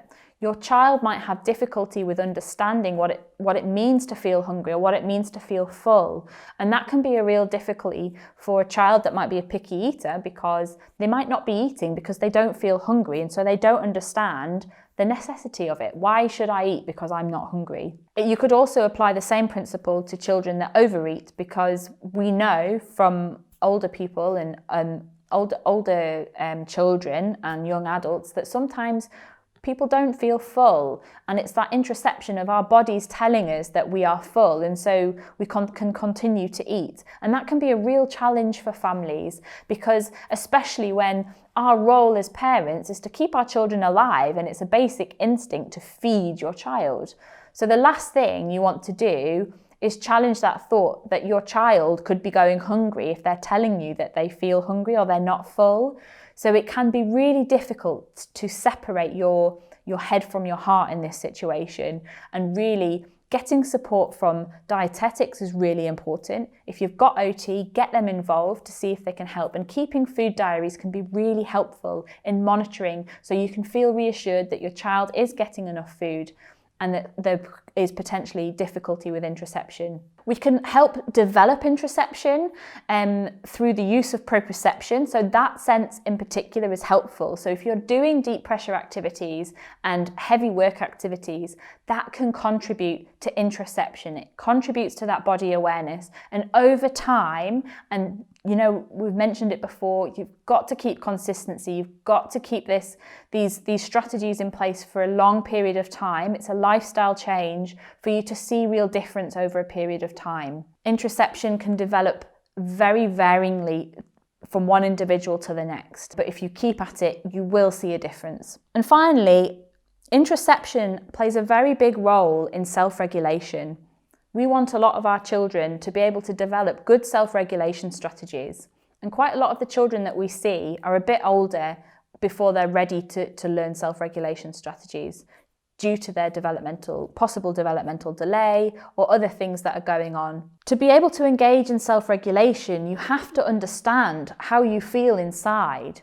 So if you've become overwhelmed with all of the noise in the classroom or all the smells from the kitchen, and that's made you feel sick, it's made your heart rate increase, it's made you sweaty, it's made you feel like you've got butterflies in your tummy, you have to be able to recognize those feelings to be able to start to reflect on them to some extent with adult guidance, and be able to engage in activities that make you feel better and ultimately start self-regulation. So interoception is really important from that point of view, and we need to be able to support children so that they can grow up into young adults that are confident and are able to develop positive coping strategies. When we're working with children with sensory differences, we have to think not just about the person and their own experiences and how they see the world. We need to understand the environment and how we can make changes in the environments around them.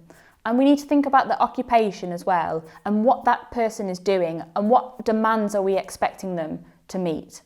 We, of course, can only make society and the environment change so much. So we have a great responsibility to equip our children and young people with sensory differences to be able to cope as they get older when things don't always go to plan. For this reason, we need to help children by creating the just right challenge. So instead of avoiding activities altogether that they find challenging, it's about helping them to overcome those barriers and be more independent with them. So we can help to promote the just right challenge by keeping control, keeping some level of consistency and routine, and we can build structure Allow for you to have some rules when you're helping the child to learn certain things about an activity. That's why a lot of children with autism like consistency, they like rules, they like predictability, because quite often these children have difficulty with what we call praxis and ideation, so understanding what's coming next. So if we give them some of that, it takes away the anxiety and they can focus on the task in hand. Finally, it's really important that we allow for turn-taking and communication. So this is not about being an adult-led activity. You're allowing this to be a child or a child-parent-led activity where you're reading the child. You're looking for communication that's not necessarily verbal. Parents will know their child best, and they will understand when their child is perhaps having a bad day and not be able to tolerate as much as they normally would. And it's really important to tune into that and to respect it. We want to make sure that demands are manageable, so the child is able to have some success, but they steadily challenge the child. So what we do in occupational therapy is grade tasks. So we're building on the demand each time, but taking into consideration how that young person or that child is on that particular day. With that, over time, we can see real successes, and children will grow up to be more independent. Children can be underreactive to types of sensory input they experience, which can lead them to either seek out sensation or appear to be in their own world. This can also be perceived as challenging behaviour.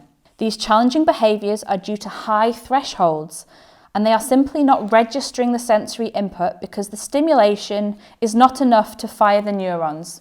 So when we're talking about our sensory cup, if these children, their cup is only half full, and to really take notice of the cup and what's in the cup, they need to top it up with extra sensory experience. So we have some children that will actively seek that out, which can be challenging if they suddenly decide to start climbing things that they shouldn't have, or start moving around the room during a clinical appointment, for example, or during a lesson time. On the flip side, and these are children to really keep an eye out, particularly in school, but some children, because they are quite low registration, so they are not registering the sensory input around them, they can be quite passive individuals. And these children slip through the net very easily, particularly at primary school, because they sit and be quite passive and they don't engage in the lessons very well. But because they don't really cause a problem, so they don't really disrupt the lesson or cause a distraction to the other children or the teachers, they quite often don't get picked up. We see some children at secondary school, and it's these that have these difficulties that do end up getting referred to us because that level of independence that is expected at secondary school is then placed on them, and they have difficulty with that, and so they slip further behind. So we would say to just be very mindful of those children in the classroom. Sometimes children can have low thresholds to some of the sensory input they experience, meaning that the neurons in the brain fire very readily in registration. This makes them overly sensitive, so they don't really need much stimulation for their brain to register it. But this is not always a good thing, and it can trigger off the survival response, the fight, flight, or freeze. Stress and avoidance behaviours can obviously be perceived as challenging behaviour. We need sensory input to be able to react to changes in our environment. We need to be able to engage our fight, flight, freeze response if we are in a situation that is dangerous. For children that have low thresholds, it really won't take much for them to achieve sensory overload and become overwhelmed. For example, if you take the example we used earlier about how some children are very responsive to light touch, and they can perceive being brushed past or light feathery touch as painful. You could relate that to being hit. So for us, that would be like being hit, and that's some of the words that some of the children use, is that they perceive it as being hit. If you were repeatedly hit by another individual, you would become stressed, and you would eventually go into that fight, flight, freeze response, because you wouldn't be able to understand why someone is subjecting you to a painful experience. That is what's happening for some of the children that we see. And when you think about some of the challenging behaviours, such as running off very suddenly, so we know that families have difficulty going out and about sometimes because children can suddenly run off and they can't gauge dangerous situations like roads very well. If you think about how some children have really challenging behaviour in the classroom, or perhaps during a self-care task like washing their hair, where they may start to bite or hit out. They might bite themselves and start to engage in self-harm behaviours, or they may just get very upset and start to cry and be quite difficult to calm down. And of course, the freeze response is where a child can become suddenly very, very passive and looked almost shocked. It's really important to understand when you're working children that are getting into this state that it's an unconscious response. It's a survival mechanism in the brain that is not working effectively for them. When a child enters the fight, flight, freeze mode, it's really important to think about the time afterwards. A child can take a long time to calm down and come out of this state, and it won't take much for another behaviour to occur. So it's really important to maximise your communication between everyone involved with the child's care. So for example, a parent may pick a child up from school, and in that morning there's maybe been an incident where the fire alarm has upset the child and they've had an incident. The parent has picked the child up to go to the hospital for an appointment and taken the child out of school and thinks that they'll be fine because they're in the car now, or the school feel like it'll be fine, the incident happened earlier, it's not relevant. And they may not have communicated that to parents. When they get to the hospital, the child has to get out of the car and walk into the hospital, into an environment that they may find challenging with lots of people around. And perhaps as they're going in, an ambulance comes into the emergency department and the sirens are on. And this could then cause another incident for that child because their cup is already so full and they haven't really had a chance to empty it. So what we recommend with children that are very sensitive to sensory stimuli is to really maximise your communication between adults and anyone working with a child as such, so that we can recognise when they've had a difficult time and how we might need to compensate for that. This is why we talk about sensory processing being a long-term lifestyle change, and sensory-based intervention should be done regularly throughout the day so we can stop that cup from becoming too full for a child.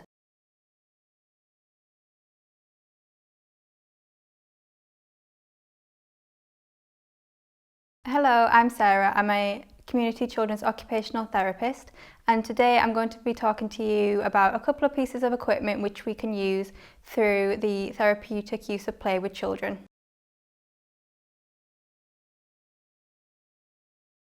Gym balls can provide a multitude of sensory experiences. For example, they can provide auditory input through the use of tapping on them. A lot of children like to do this as if it was a drum. They also provide lots of tactile input. This gym ball in particular has lined ribs around it. Some also come with bumps on, which children can run their hands across. And they also provide some proprioceptive input when children are rolled on their stomachs on the ball. You can also provide passive input by rolling the ball over the child if they were lying on the floor as well. We are choosing a gym ball. We want to make sure that we have the correct size for the person who's using it. So we want to make sure that we have a 90-degree angle from our hips to our knees to our ankles, and we want to make sure that the person who's sitting on it doesn't lean too far backwards and also doesn't lean too far forwards. Some children may have a wider stance, and this indicates that they need a wider level of support to ensure that they're sitting in an upright position. Some children may have a more narrow base of support with their feet, which indicates that they feel more comfortable and secure in this position. Peanut balls are very similar to gym balls, however, due to their design, they can only roll in one direction, so either forwards or backwards, or if they were turned the other way, they can roll side to side, and this is beneficial for children who need that extra level of support. So this is particularly beneficial for children who require the extra level of stability, either because they are fearful of movement, or some children require the extra level of support because they are unable to fully control the direction of movement themselves. It is important to remember that when you are using either the peanut ball or the gym ball, that we make sure that the environment is clear from any hazards, that the child is always supervised by an adult or a therapist. Also to make sure that you have either a crash mat or a soft mat underneath, and to make sure that either the gym ball or the peanut ball, the cover of them are intact and don't have any damages.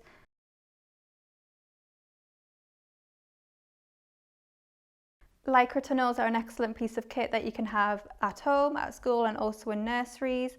They are great for children to help them with their proprioceptive input, and they are great for children who need to work on their proprioceptive input. They're also great for motor coordination, as you can hide items in them and allow the children to seek these out, and they're also great for tactile input due to the material of the Lycra tunnel.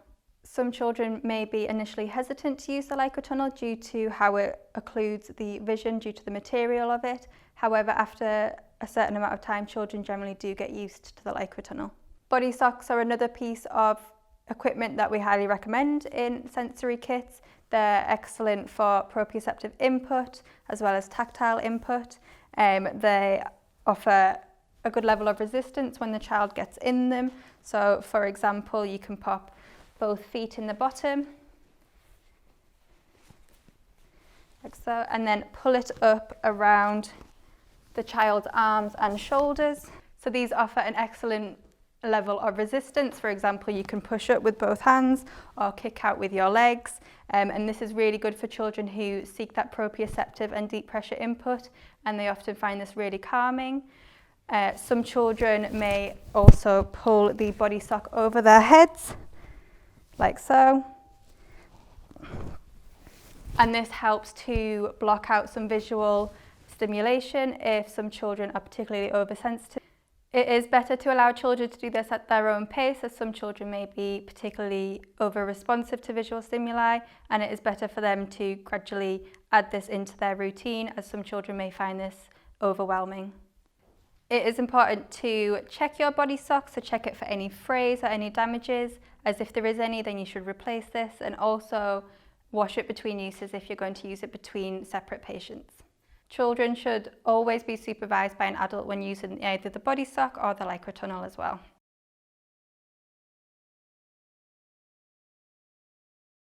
So this is the move and sit cushion, and these can again be used both at home and at school. They are a wedge-shaped cushion which have smooth bumps all over one side and then a smooth surface all over the other. The bumps can provide a tactile input for children, so this is really good for children who are often quite fidgety in class. It's also air-filled, so it does provide a little bit of movement as well, again for those fidgety children. So as you can see, due to the wedge shape of the cushion, it positions me in a really good position for fine motor skills and handwriting. So as you can see, my ankles and my knees are at a 90-degree angle, and also my hips are encouraged to lean slightly further forward due to the wedge shape, and it also engages my core and my shoulders, which are able to be positioned in an upright, straight position. This is fundamental for children when they are practicing their fine motor skills, such as handwriting and scissor skills. So as you can see, this cushion allows me to move around a lot, and which provides lots of proprioceptive input through the back of my legs, and it also provides tactile input through the soft bumps on the cushion as well. So to inflate the move and sit cushion, you can remove this plug here and use a pump to inflate it. We usually advise people not to overinflate or underinflate the cushion, as this would restrict the level of movement that the child would get, and we usually aim for about 50% inflation. Similarly, you can get wobble cushions, which are not web-shaped, they are just circular, which do offer similar levels of tactile and proprioceptive input. These are all, again, really good for nursery or for school or for at home. Children can use it on chairs and they can use it on the floor, so it's excellent for carpet time as well. It is important to check your move and sit cushion for any scratches or damages which may alter its use, and also to wipe it down in between use if you're using it for different children.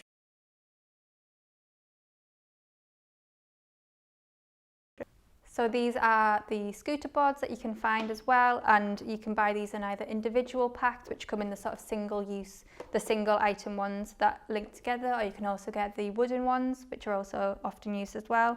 So these ones link together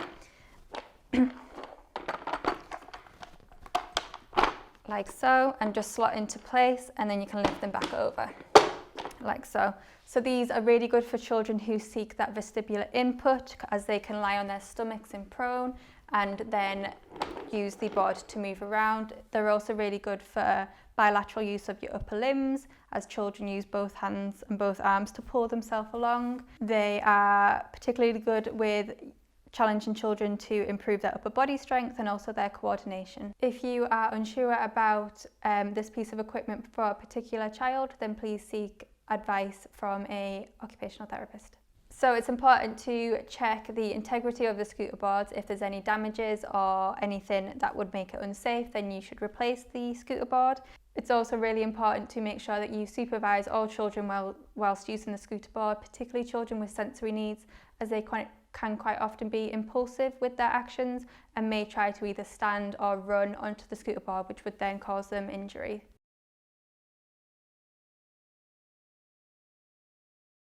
For children who seek proprioceptive input, you can purchase things like a vibrating cushion, and vibration is a really good form of proprioception. Some children may like to hug it against the body and it'll vibrate, and some children may prefer to explore it from a distance to start with, so they may just run their fingers across it, or they may prefer to use tools and objects to get the vibration through as well. It's really good for children who seek that body awareness, as they can feel the vibration through their joints.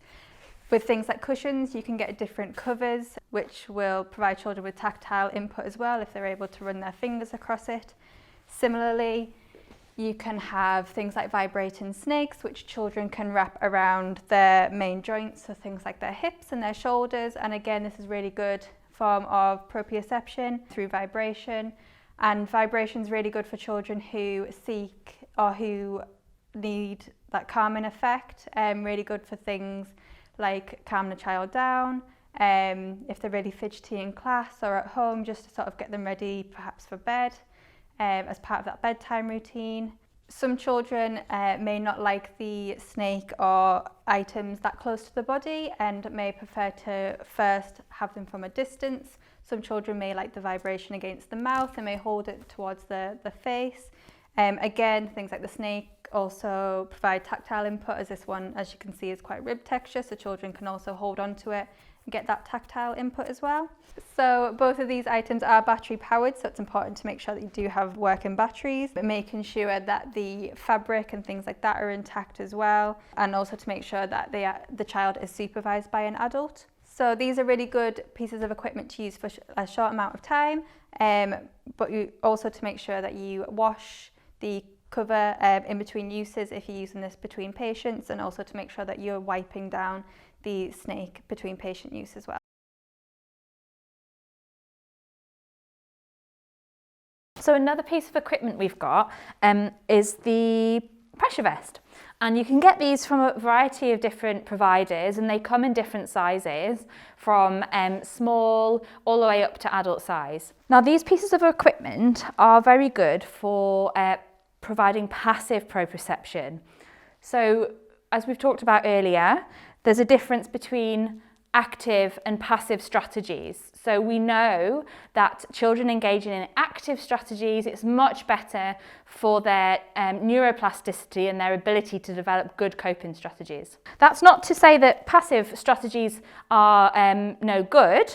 It's just that these sometimes are good for short periods of intervention, and it's essentially not teaching the child to develop good coping strategies when they're feeling anxious or they're feeling like they need a little bit of sensory input. So these vests should be, a child will need help with putting these on, so they're particularly good for school, perhaps with transition, perhaps encouraging them to go to assembly, for example, or it may be that a family might use them when the child is going into a hairdresser's and having their hair cut.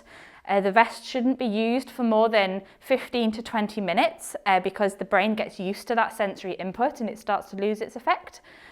So it's really good for short bursts, for short activities, to help a child get used to some of these activities that they have previously found quite challenging. So you obviously want the child to cooperate with you. If they become distressed or they're particularly avoidant of wearing the vest, you shouldn't force it. You should listen to the child and try and introduce it to them in their own time. So some children might just want to have the vest with them and to be able to hold it and explore it in their own time before they're comfortable with putting it on. So we can pop it on here like we're doing with Sarah. And what we're looking for is the Velcro straps that are over the shoulders and around the waist. Now what we're going to do is, once we've got it on initially, we're then going to get hold of each of the straps and really pull it over the major joints of the body. So over the shoulders, like that, and then around here. So essentially, hopefully, the child feels like they're having a little bit of a hug or a squeeze, which you might find that they seek out that sort of input from you as a parent or as a teacher to help them feel calm, to help them calm them down if they've been upset or angry or are particularly worried about something. So this just gives them that little bit of independence. So this can be particularly good for some of the older children. So there we go. Does that feel nice? Yeah. Like a squeeze? Like a nice hug. Good. And like I said, you would only leave it on for no more than 20 minutes, and then you'd take that off. You'd encourage the child to take it off themselves if they're able to, so you're getting their participation and some independence. As with all of the pieces of equipment we've talked about so far, it's really important to look for signs of wear and tear. If there's any damage or if any of the seams are coming undone, then you should stop using the piece of equipment or the vest and either have it repaired or replace it. And in line with infection control, we should make sure that the vests are washed in between patient use, or if they're heavily soiled or dirty from anything in particular. Again, the child should only have this on for about 20 minutes, but they should be supervised throughout the time they're wearing the vest.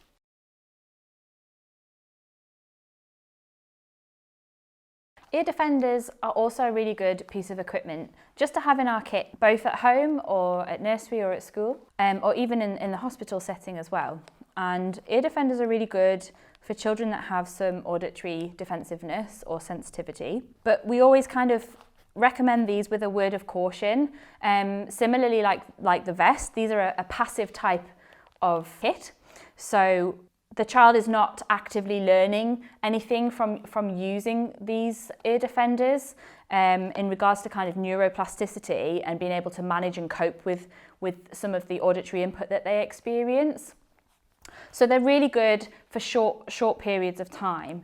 They can help with situations that children find challenging. So for example, a child might use these in the classroom when they are transitioning from carpet time to going and sitting at the table and starting a task that the teacher has set. So by wearing the ear defenders, they are protecting themselves from the hustle and the bustle of their peers as they're chatting and getting up and scraping the chairs out from underneath their desks.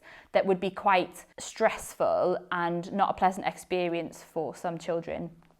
So some children can wear these ear defenders for short periods to help them with certain activities or transitions. So they certainly have their place. What we really say about using these is that children shouldn't wear them for long periods of time because they can become dependent on them. So that we use them to help manage auditory sensitivity and defensiveness. But if they were to wear these all of the time, children can become reliant on them. So their ears get used to that level of sound through the ear defenders. And so when you take them off, they can become even more sensitive to daily sounds that didn't used to be an issue. And that's really important to bear in mind when you're working with a child. We would recommend that you seek guidance from your local occupational therapist if you think a child should wear ear defenders, but they're certainly helpful to have in your kit and have to hand if you think they might be helpful for short periods. Again, if you've got ear defenders that you're using, not just for one child, it's important to clean the equipment down and disinfect it in between uses, and make sure that you can monitor it and review it for any signs of damage, and if there is any damage that they should be replaced. There's lots and lots of different ear defenders on the market, and it will very much depend on personal preference. So we know that some children and young people can try several different brands of ear defenders until they find the ones that suit them. It can be to do with the way that it blocks out the sound, but it can also be to do with the feel of them, the weight of them, and the colour and the appearance of them as well. So it's worth exploring the market and trying a few different ones if you don't find the right ones the first time.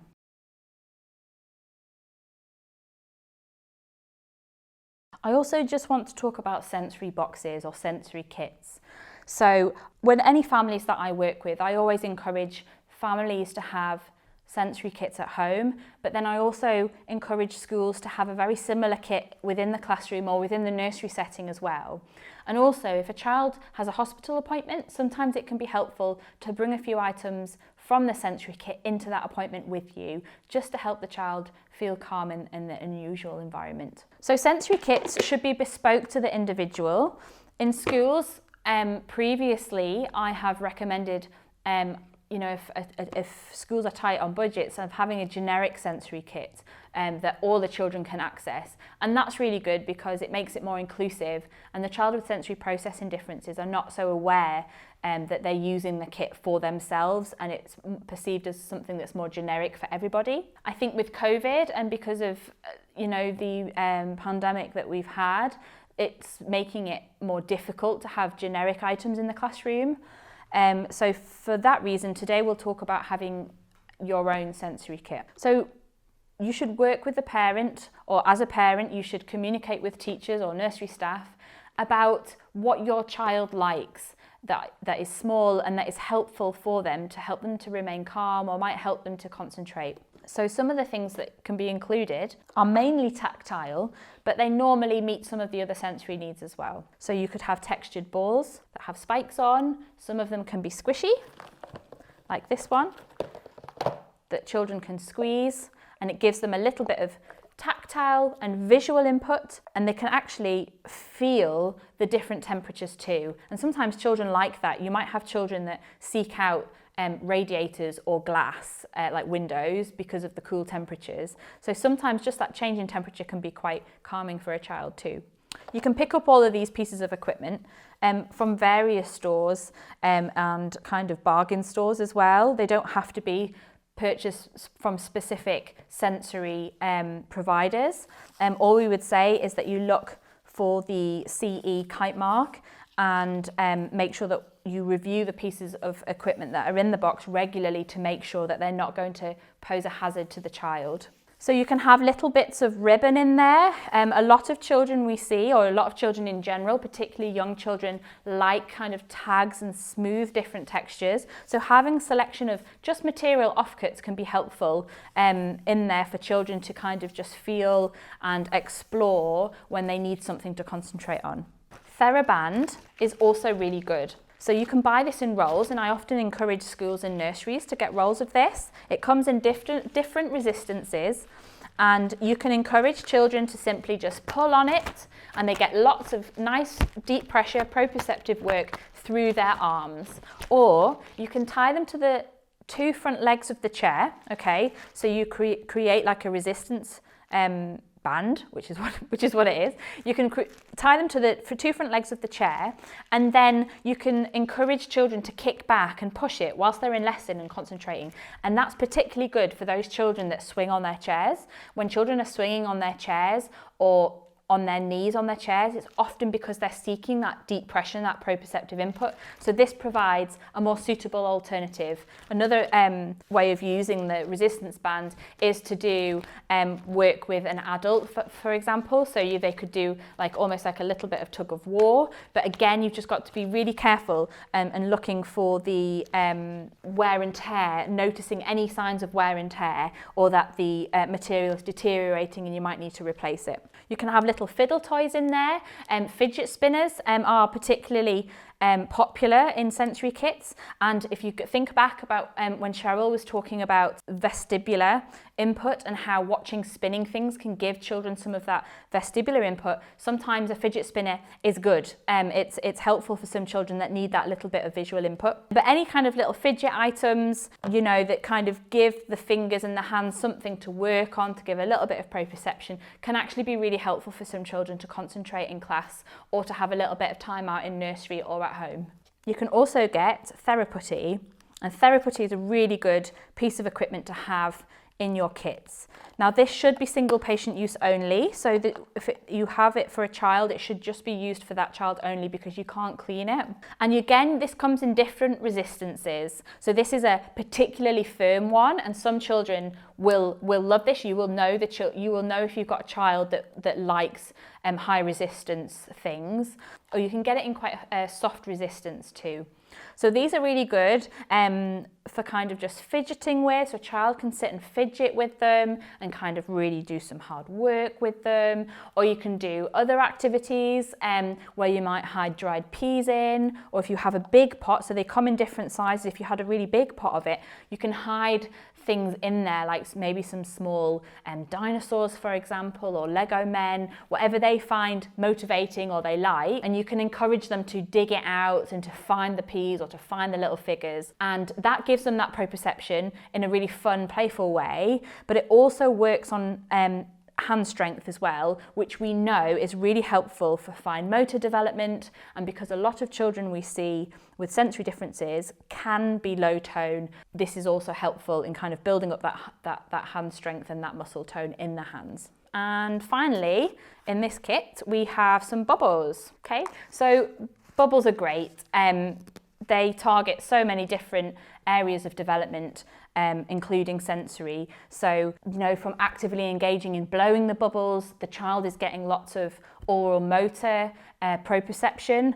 So they're having to work to blow the bubbles. They get that visual feedback of seeing the bubbles. They then have to track the bubbles as well. And some of the children might like to pop some of the bubbles or clap their hands. So you end up working on some bilateral integration work. There are some children that can't blow. That's not unusual when children have got sensory differences. Some children find it really difficult to learn how to blow or to suck things. So you can still have the bubbles in your kit. It might just be that you blow the bubbles for them, and then they are motivated to run after the bubbles, to pop them, or just to follow them with their eyes. It's still offering a sensory distraction to whatever was going on before that they might have been getting a little bit overstimulated by.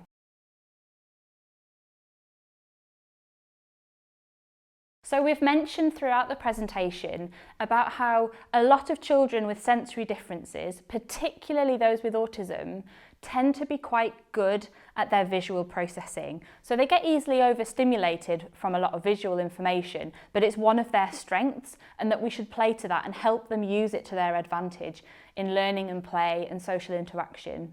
So there's lots of different tools that we can use, and if you have speech and language therapy involvement, they should be able to provide you with some resources to help your child. So that might include PECs, a teach programme, or a visual timetable, or just simply symbols or photographs of things around their environment to help them to be more independent in things like putting things away, finding their belongings, and planning what they're doing. So for example, particularly with older children, sometimes it helps to print out class instructions or instructions at home to help them understand what we expect of them, and it gives them that little bit more independence. Another really helpful piece of equipment to have in a kit is to have visual timers. And this is really helpful for children with sensory differences because they often have problems with planning and organising, and the concept of time can be quite tricky for them. So if we tell them that it's just 5 minutes until they are having their dinner or until a lesson finishes, they sometimes find that really difficult to understand in their head. So having a visual piece of equipment like a timer can give them that information, and they can easily relate that whilst the sand is going down, that's when they have to engage in that activity, and when the sand has finished, then the activity stops. Other strategies, and particularly that parents like to use at home, are things like singing particular songs that are familiar to the child and they understand how long that's going to last.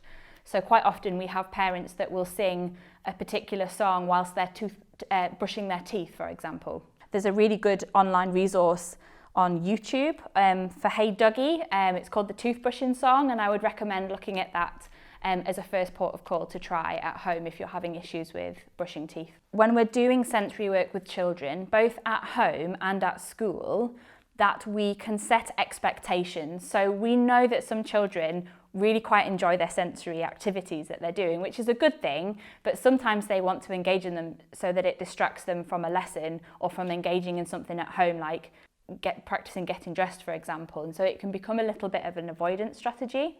So again, your visuals are really good because it's reminding them that this activity is coming to an end, and then you will be going back to the lesson, or we're going to practice tying shoelaces, for example.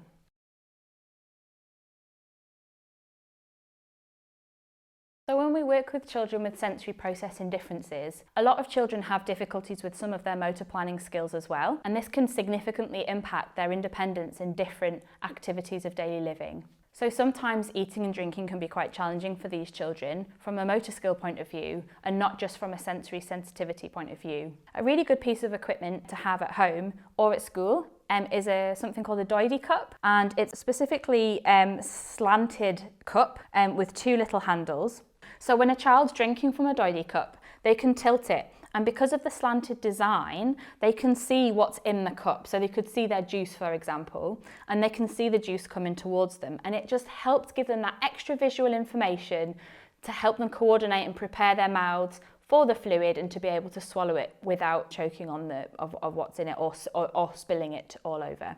The cups also come in a rainbow of colours, which is really good for children that might be partially sighted or have some difficulties with their visual perception, and also thinking about from a motivational point of view as well. We have a lot of children that can sometimes get stuck on bottles or sippy cup, and sometimes if the simple choice of being able to choose a colour that they like can be a big enough motivator for them to start drinking from a cup, or at least try to. We do a lot of cutlery assessment in the community as well. So we see a lot of children that have difficulty with cutlery skills and using a knife and fork together. So whilst we from a sensory point of view, like to work from what we call a bottom-up approach, so targeting those sensory difficulties that might be impacting their development of their motor skills, to be able to use a knife and fork together.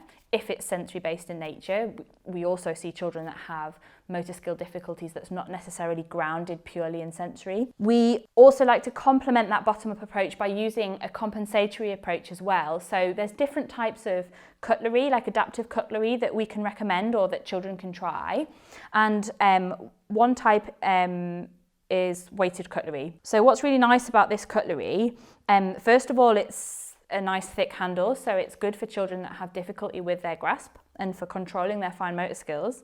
But the added weight in the handles gives them that little bit of extra proprioception. So if they find it difficult to feel their bodies and understand where their body is in space, the weighted handles of the cutlery give them the proprioception that their brains need to remind them what their hands are doing. Okay, so we have here something called a Z-Vibe kit.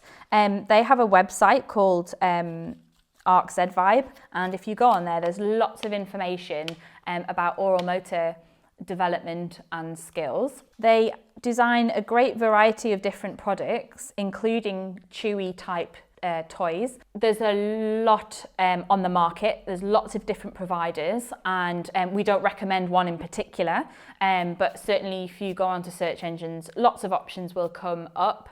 What I would say in regards to kind of jewelry or like chewy gems and different types of chewy products that some children need to help concentrate in the classroom or just to reduce chewing at home, because clothing's often one that, children chew on quite a lot, is to be mindful, a little bit like the ear defenders, is that each product is slightly different and they can come in different resistances. There's different textures on there, there's different thicknesses, different colours, and some of them are flavoured as well. So finding the right one for your child can be a little bit of a minefield.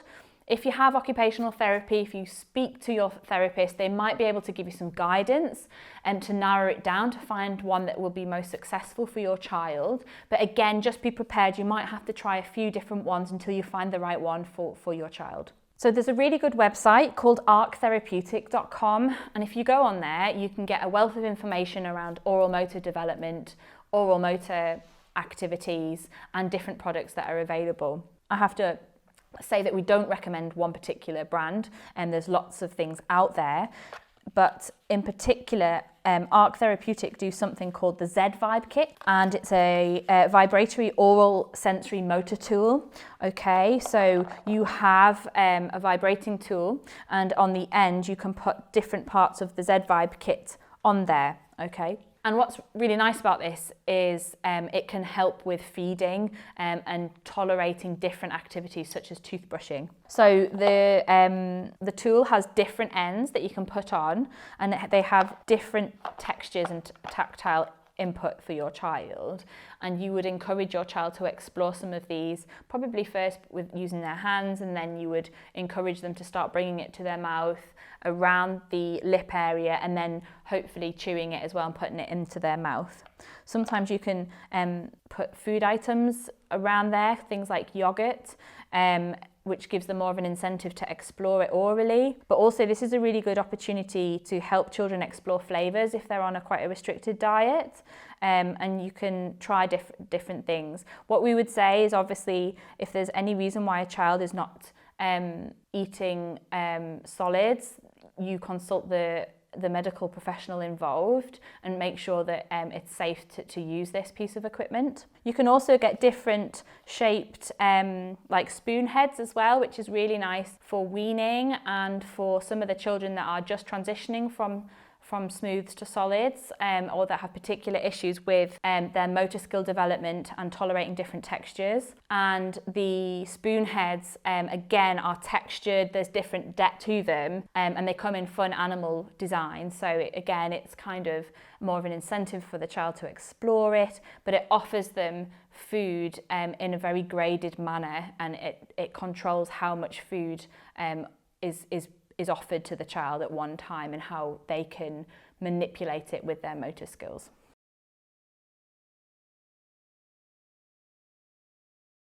Similarly, we can recommend certain types of pencil grips as well that can help with that reduced proprioceptive and tactile awareness. So whilst we do use pencil grips to help with positioning of the fingers for handwriting, we also use pencil grips that have got different textures on, so they could be furry, they could be bumpy, or they have the particular grooves in certain spaces, because the children need that extra proprioceptive and tactile input to feel what their fingers are doing and help them to feel like they're in control of the pencil. So promoting concentration is really important for a child to help with their learning and development. There's lots of different strategies that are actually universal and can be used across settings, both at home, at school, and in the hospital setting too. So we've mentioned some of the activities in some of our equipment and how they can be used effectively. We know that proprioception is helpful in calming children and helping them to achieve a calm and alert state. Some children's sensory profiles are particularly complex, and we do encourage you to speak to your occupational therapist to get guidance about what bespokely meets the needs of your child and how to structure that. But we'll talk about some examples today. So there are some very simple oral motor proprioceptive activities that are helpful if you're in an environment where your child can't run around and get those deep pressure opportunities. So having a chewy or crunchy snack can be helpful. Some children even like to chew on ice or ice lollies. So think if that's maybe a possibility, but remember to always supervise your child. Drinking fluids through a straw or thick fluids through a straw can be helpful. So milkshakes are a really good example, but also just having water bottles with water in, with the sports cap type lids with the straws. So a lot of schools have these in place anyway for their students, but perhaps if your child or your students don't have that, that would be a really good way of achieving sensory proprioception during the school day, and it can be applied to all of the children in your class. We have the move and sit cushions or the wobble cushions. Sarah has talked about these before in our training, but these cushions are really good to give a little bit of proprioception while a child is seated.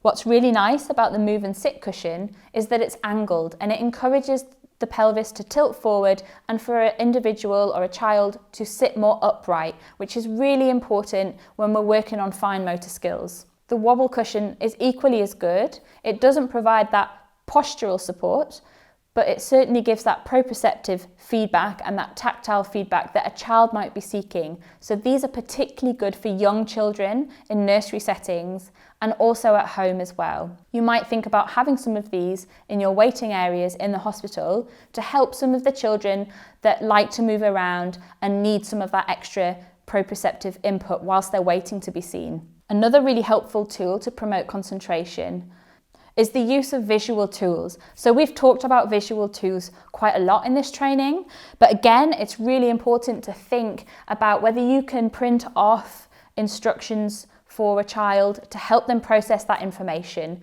better. We know that visual information is processed better than auditory information and processed more quickly for the majority of individuals. Having a checklist can be really helpful, particularly for home. So you can have the checklist to promote independence, to help a child when they're getting dressed, for example, or getting things done and all the activities done that they need to do before they go to school or as they're getting ready for bed.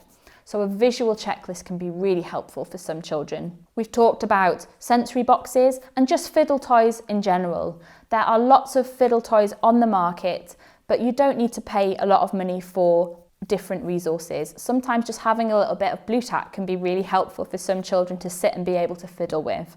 So think about having those, and that's applicable across all of the areas. So having a fiddle box or a sensory box with different things in there is really good for the school setting, the nursery setting, for home and the hospital setting as well. You could have these on wards and you could have these in waiting areas as well, which will be really helpful for some children.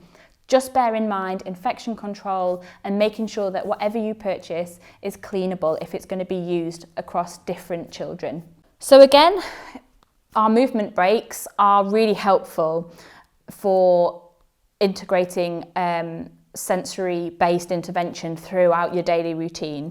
Movement breaks will incorporate some of the strategies we talked about in promoting concentration, but we're going to give you some ideas about what you could encourage that are more whole body and more gross motor movements. So when you've got a little bit more space for a child to move around. So earlier, Sarah demonstrated the body socks, and these are a really good resource to have, particularly in schools. And we have lots of children that sometimes just need a little bit of break from the classroom environment. Some children use them in the classroom, but there's been a sensory space in that classroom where the child can go and access some of their sensory equipment. But what's really nice about these body socks is that a child can use it as much as or as little as they want. They don't even need to go and stand in it and get that proprioception how it's designed for. A child could simply sit and just hold the sock over them and maybe rub the lovely smooth texture against their face if that's helpful for them. They feel lovely. I love the feel of lycra. Of course, if they want to go in it, they can do. And what I really like about the body socks is the fact that children can bring it over their head. I've had some children that go onto the floor with these and just crouch up into like a little ball, curl up like a hedgehog, and just stay there. And they're in a calm state, but they're just having a little bit of a break from the hustle and the bustle that's going around in the nursery or the school environment.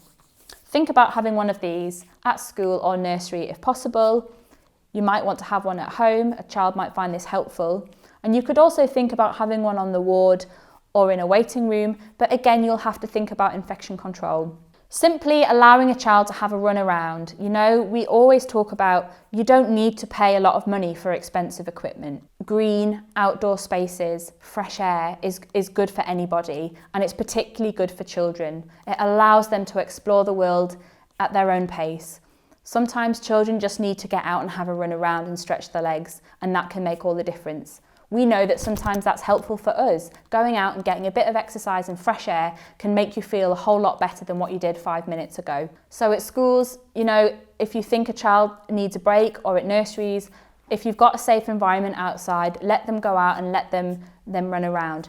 Maybe it's raining. If you've got equipment and waterproof gear, get them in it if you can and let them have that time. Or if they have particularly challenging behaviour and they really want to go outside, with permission of parents, perhaps let them go.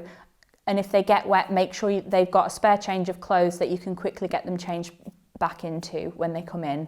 Think about this at home as well. Sometimes we have families that say they have no outdoor spaces. which is difficult, but even if you've got even just a little bit of a yard can be helpful for a child to just get out there and just get the fresh air and feel and smell the different environment. That can be helpful. Going for a walk if you can, or if there's any green spaces near you or a play park, see if you can take your child and just let them run off some steam. At the Great North Children's Hospital, that can be really difficult, and we appreciate that. We'd like to work with staff to positively improve this, but we know we do have the play park at the Great North Children's Hospital that sometimes children are able to access. If you have any suggestions about how we could improve things at the Great North Children's Hospital in regards to this sort of stuff, please do get in touch with us.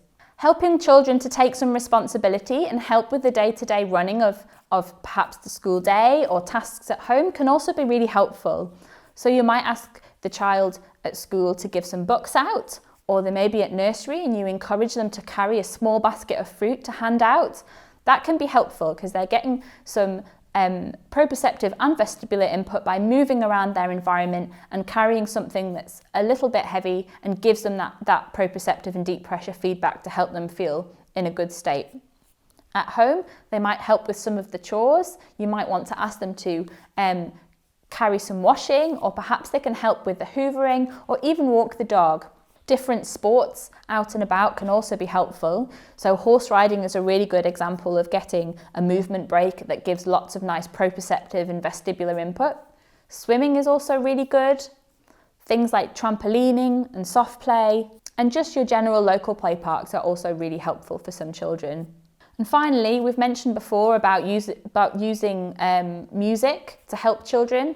Music is really powerful in helping some children to calm and relax and to feel good about themselves. And we should use that to their advantage.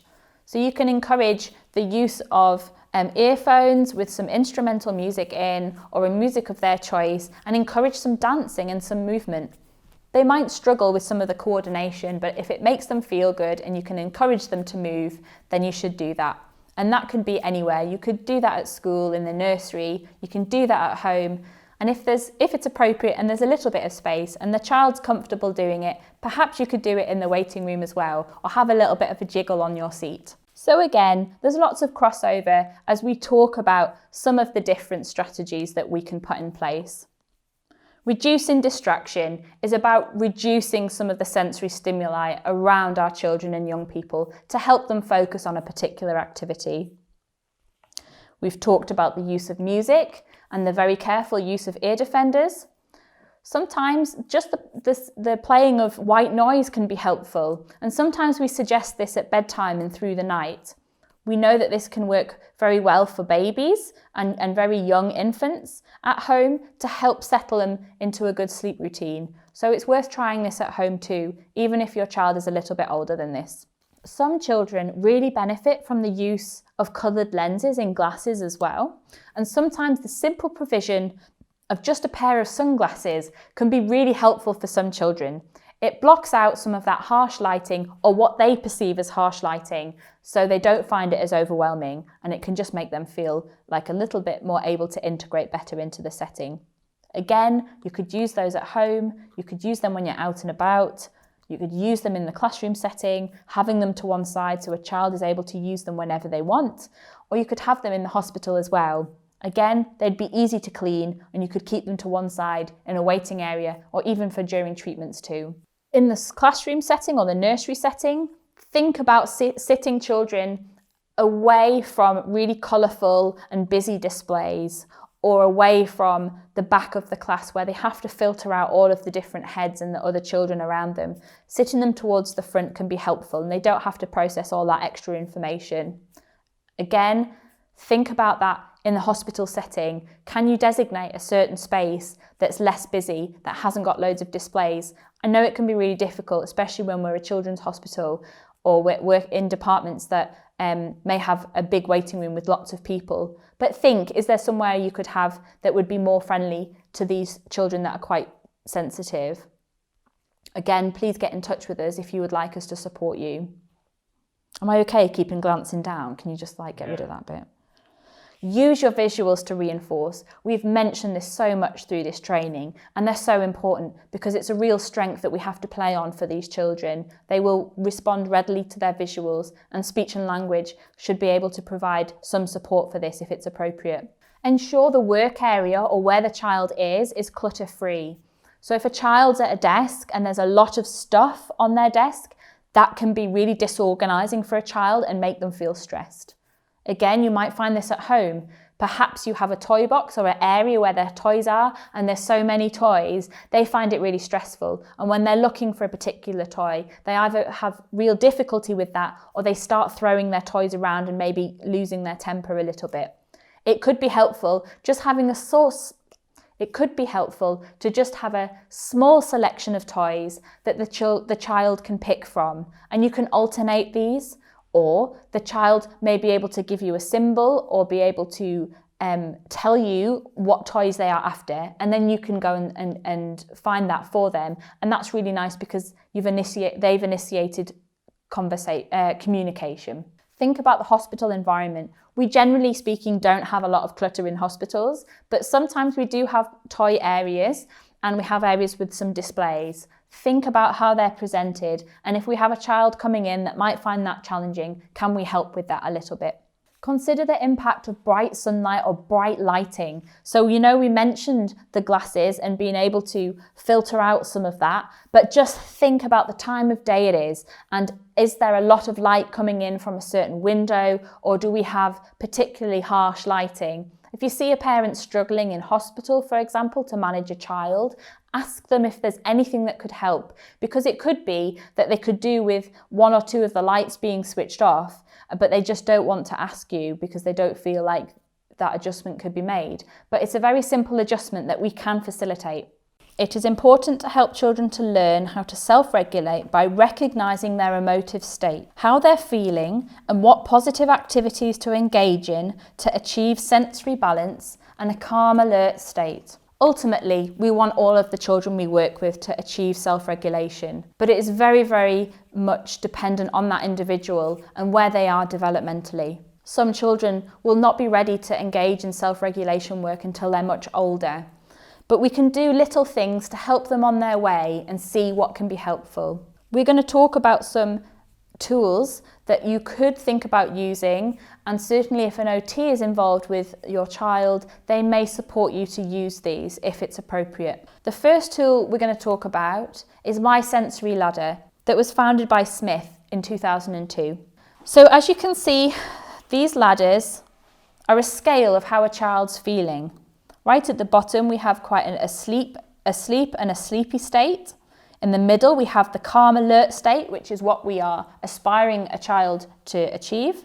And then as we go higher up the ladder, we have angry and shut down. Now, what we encourage is that you work with the child when they're working on self-regulation to actually make their own ladder. And you could do this with lolly sticks.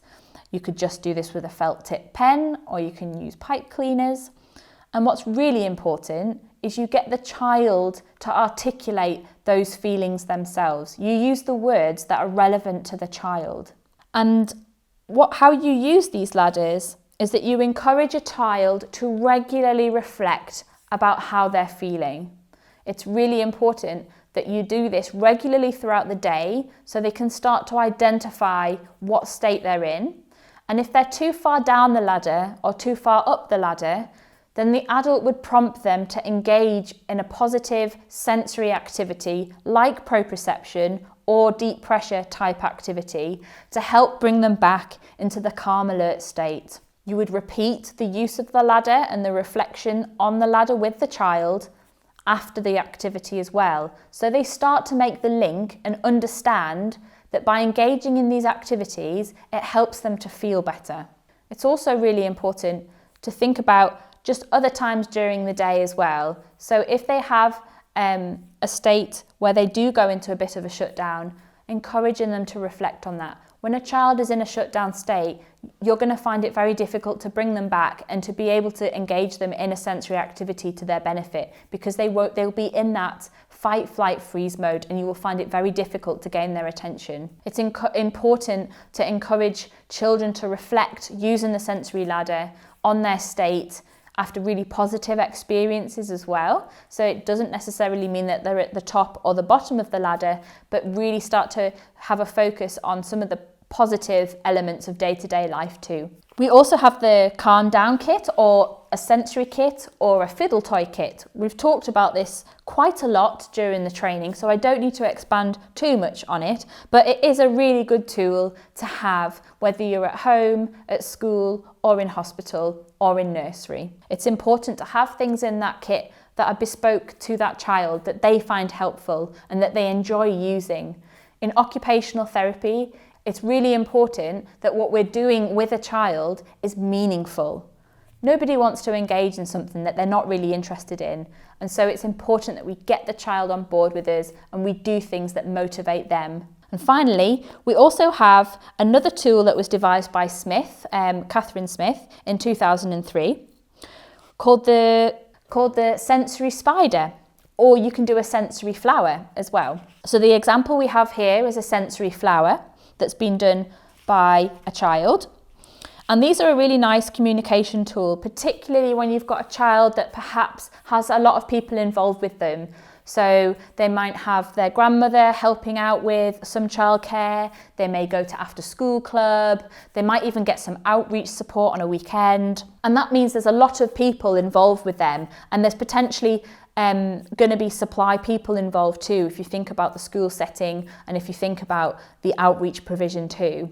We can't always guarantee that these children are going to have the same members of staff with them. And this sensory spider, or the sensory flower, is really helpful to help, in a nutshell, summarise what a child feels helpful. So this flower is called the sensory flower, and it's things that the child needs to become calm. So it has 8 petals on it, and it has the 7 senses, and there's also an acknowledgement of any medication that the child might be on as well, because we know that certain medications could have an impact on how that child presents. So it's really important that adults are aware of that and can understand. So we have proprioception, for example, and an example of what that child feels calming. So you're engaging the child and you're encouraging them to complete it with you. For some of our really young children, or for some of our other children that are not able to engage in these sort of activities, it's still really important that you complete things like this for them, because it's still a really good communication tool for the adults and the carers that are working with them. You can flip the side of the coin with this. You can also do a trigger spider or a trigger flower as well, which is essentially all of those senses, and then all of those senses and examples of what are a trigger and can cause negative behaviour for that child. So for example, under hearing, it could be that the sound of children crying or dogs barking are a definite trigger for that child and they find that stressful. So you can jot that down, and then you have this little tool that can be photocopied as many times as needed and given, or you can create them. You can draw lots of versions if the child wants to, or if you've got the time, and you can share them with everybody so they understand in a nutshell what to avoid and what's helpful. Ultimately, we know that individuals with sensory processing differences can find the world a challenging place. We know that about 2/3 of adults with autism go on to have significant mental health problems. Self-regulation and early intervention, which is what this project is all about, is about equipping our young people and our children with the skills to be able to cope in the world that we live in. So please do try and integrate as much of what we've talked about today. I like to cover sensory diets because sometimes there can be a little bit of misconception around what they are. A sensory diet is a plan of activity to balance and develop sensory awareness. As I've mentioned before, sensory-based intervention is about a long-term lifestyle change. You need consistency and you need to integrate this into daily life in as many settings as you can to really achieve a real difference for your child. Proprioception is often used as a mediator between other sensory exposures because of its calming effect. Cheryl talked earlier about the proprioception sandwich. This also helps to intercept the perception of pain, which may be caused from exposure to other sensory stimuli or activities. Don't get too hung up on sensory diets. Some individuals think they need to be a highly structured plan of exactly what a child is doing at particular times during the day, and that they need to stick to that regimentally. And for some children, that is the case, and they do need that. But it tends to be children that are in specialist provisions. Just remember to consider what your child and what you are already doing as part of your typical daily routine. Think about what the school day consists of. Have they been on a school trip which has been out and about in the countryside? Have they been swimming? Have they had PE? Think about the clubs you might be doing on a weekend. Does your child go to football, for example? And think about the sensory input they're getting from that, because it means you don't need to worry too much about how you build proprioception and sensory input into your day.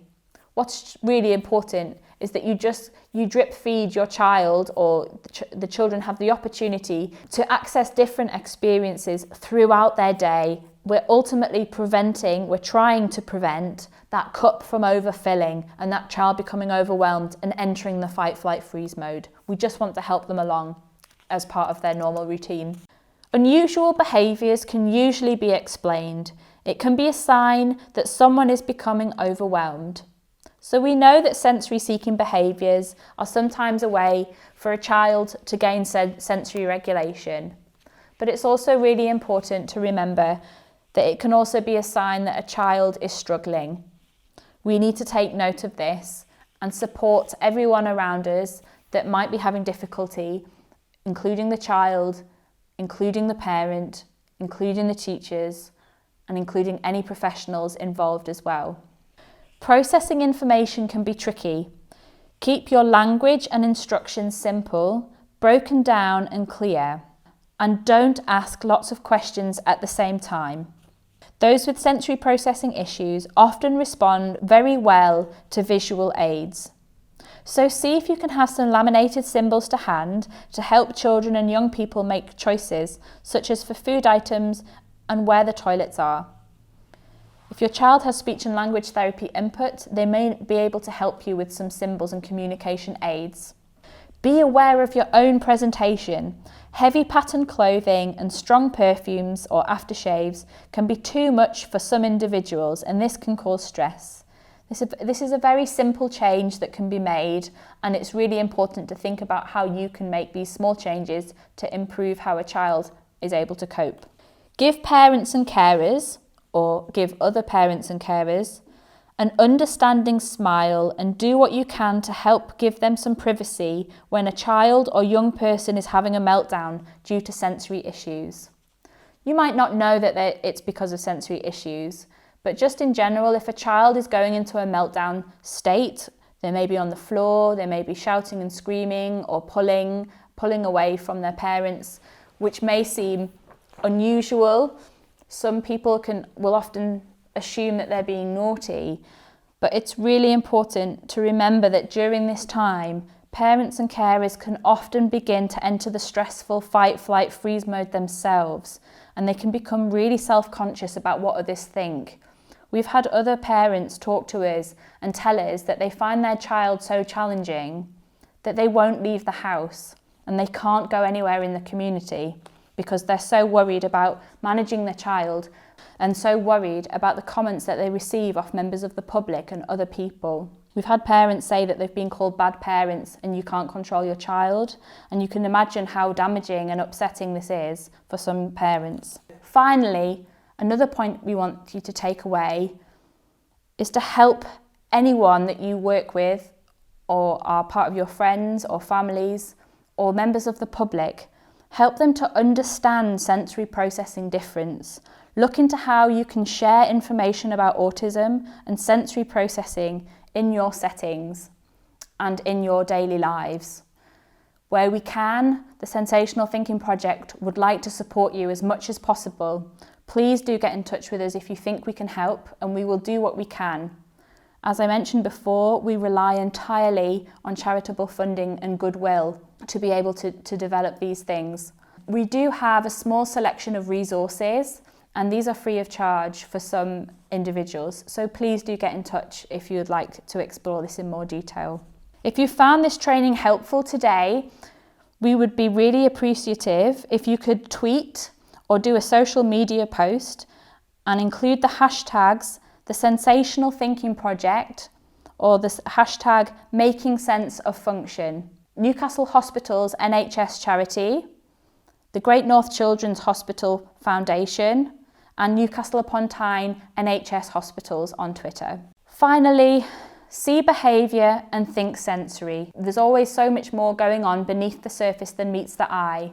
We hope this training has given you a little bit of insight into the world that some of our children and families experience, or as a parent, this has helped you to feel more supported and understand that you're not alone and there's other families and children that are experiencing very similar things to yourselves. Ultimately, we want to help your child and we want to help children to achieve their full potential and promote their independence as much as possible, and support you as parents, you as teachers and as professionals, whether that in health or social care, to support these children as much as possible.